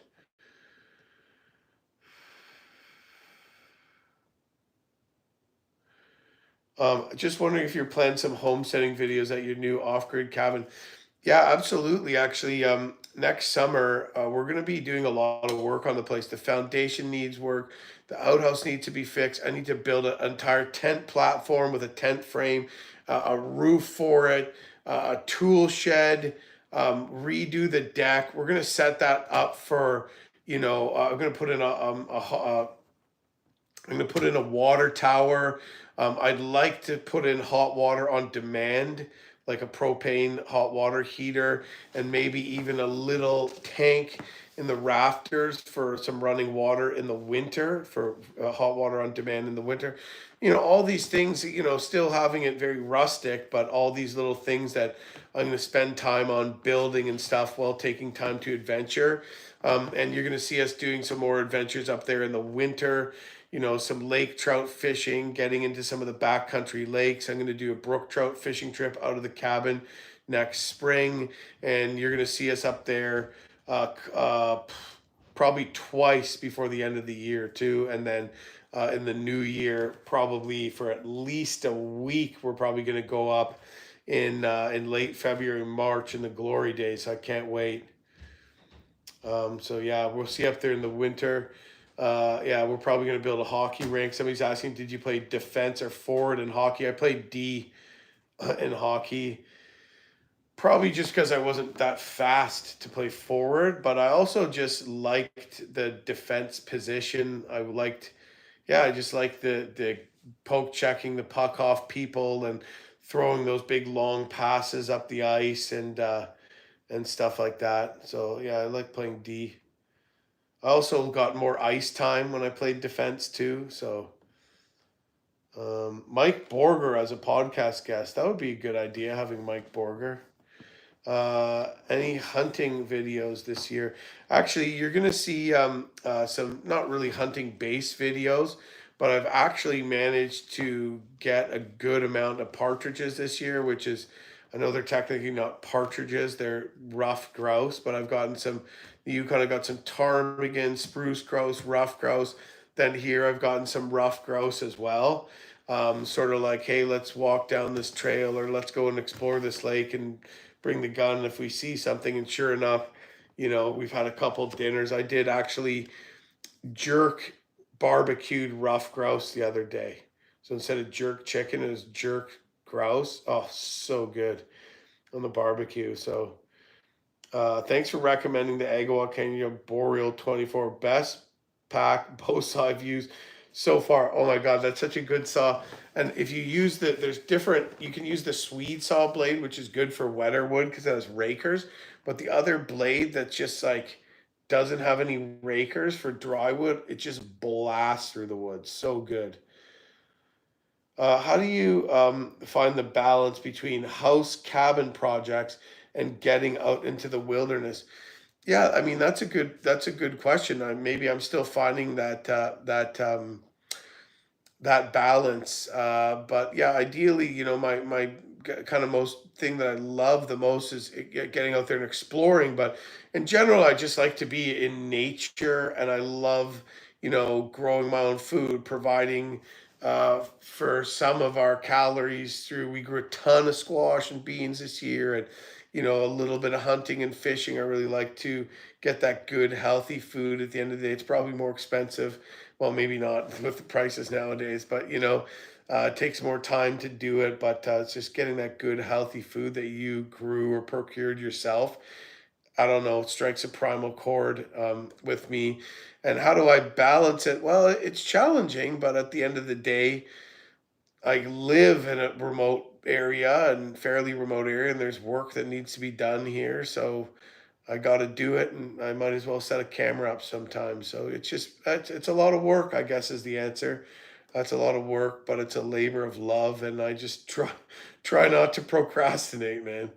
I saw somebody saying, I forget what it was, but it was like a motivational speaker saying, "Get up in the morning and tell yourself, do it now, I do it now," and just to get yourself away from that procrastination mindset.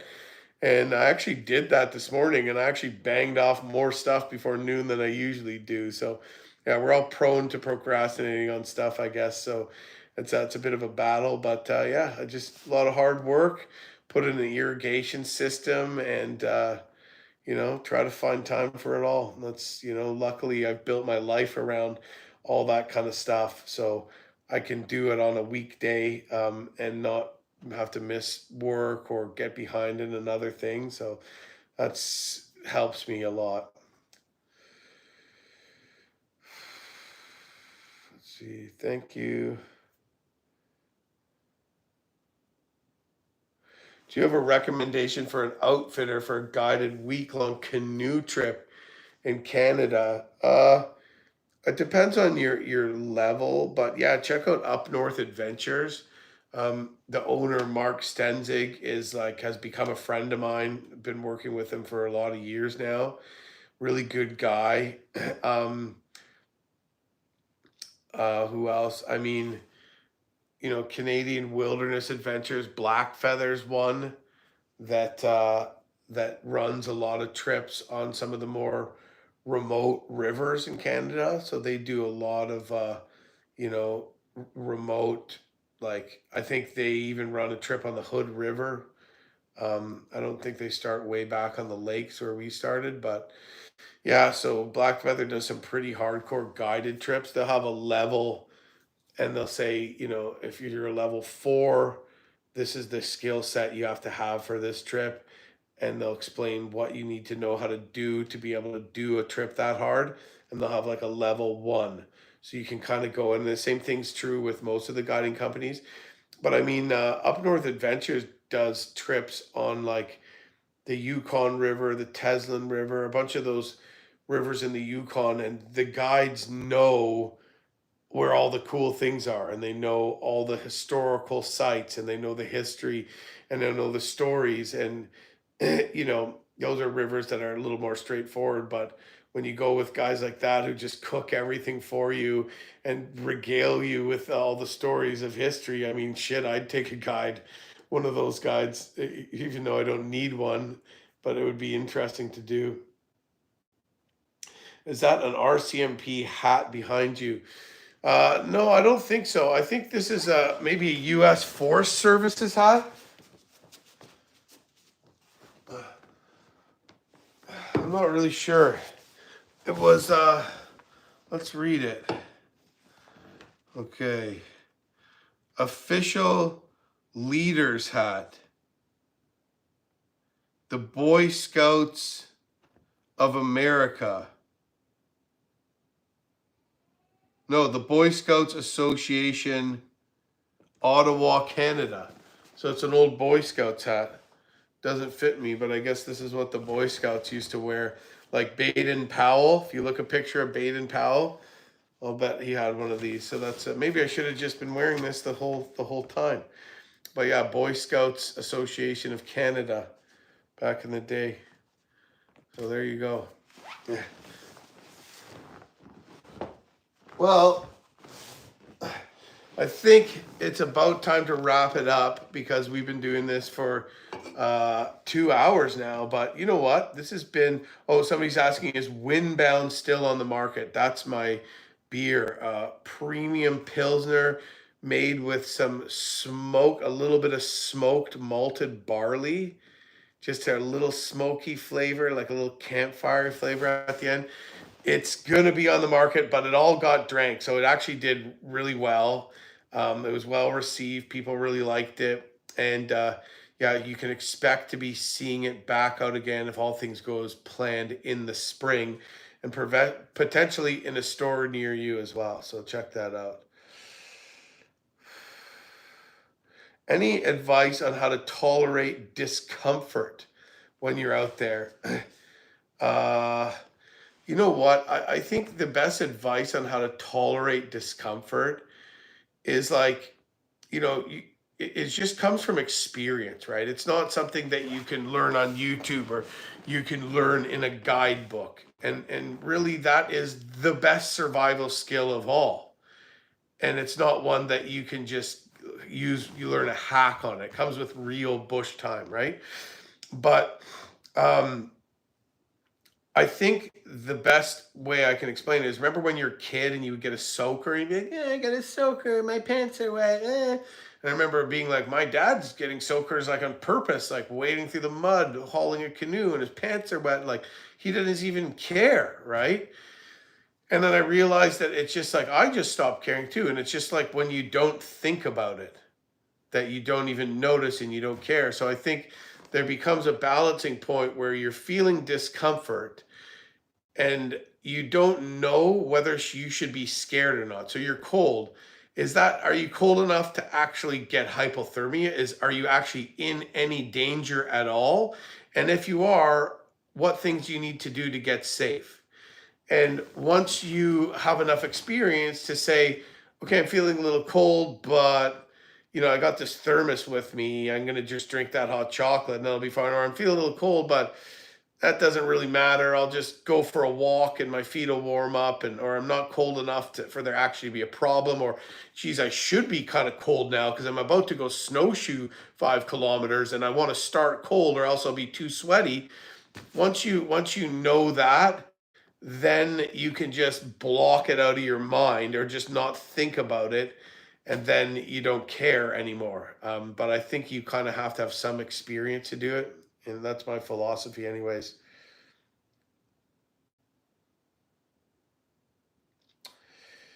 uh Pretty cool. Would love to go on an adventure with you if you ever want to do a teach a rookie video. That's a cool idea. uh Nice, thanks, have a good one. It would be well received by me. Oh yeah, so check it out. We'll see. I might next week might be hard. I want to be trying to do a live every Wednesday.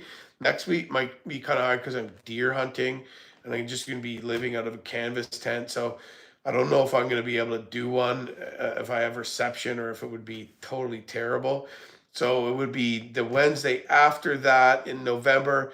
And I'm going to keep doing them roughly every week into the new year with different topics and stuff like that.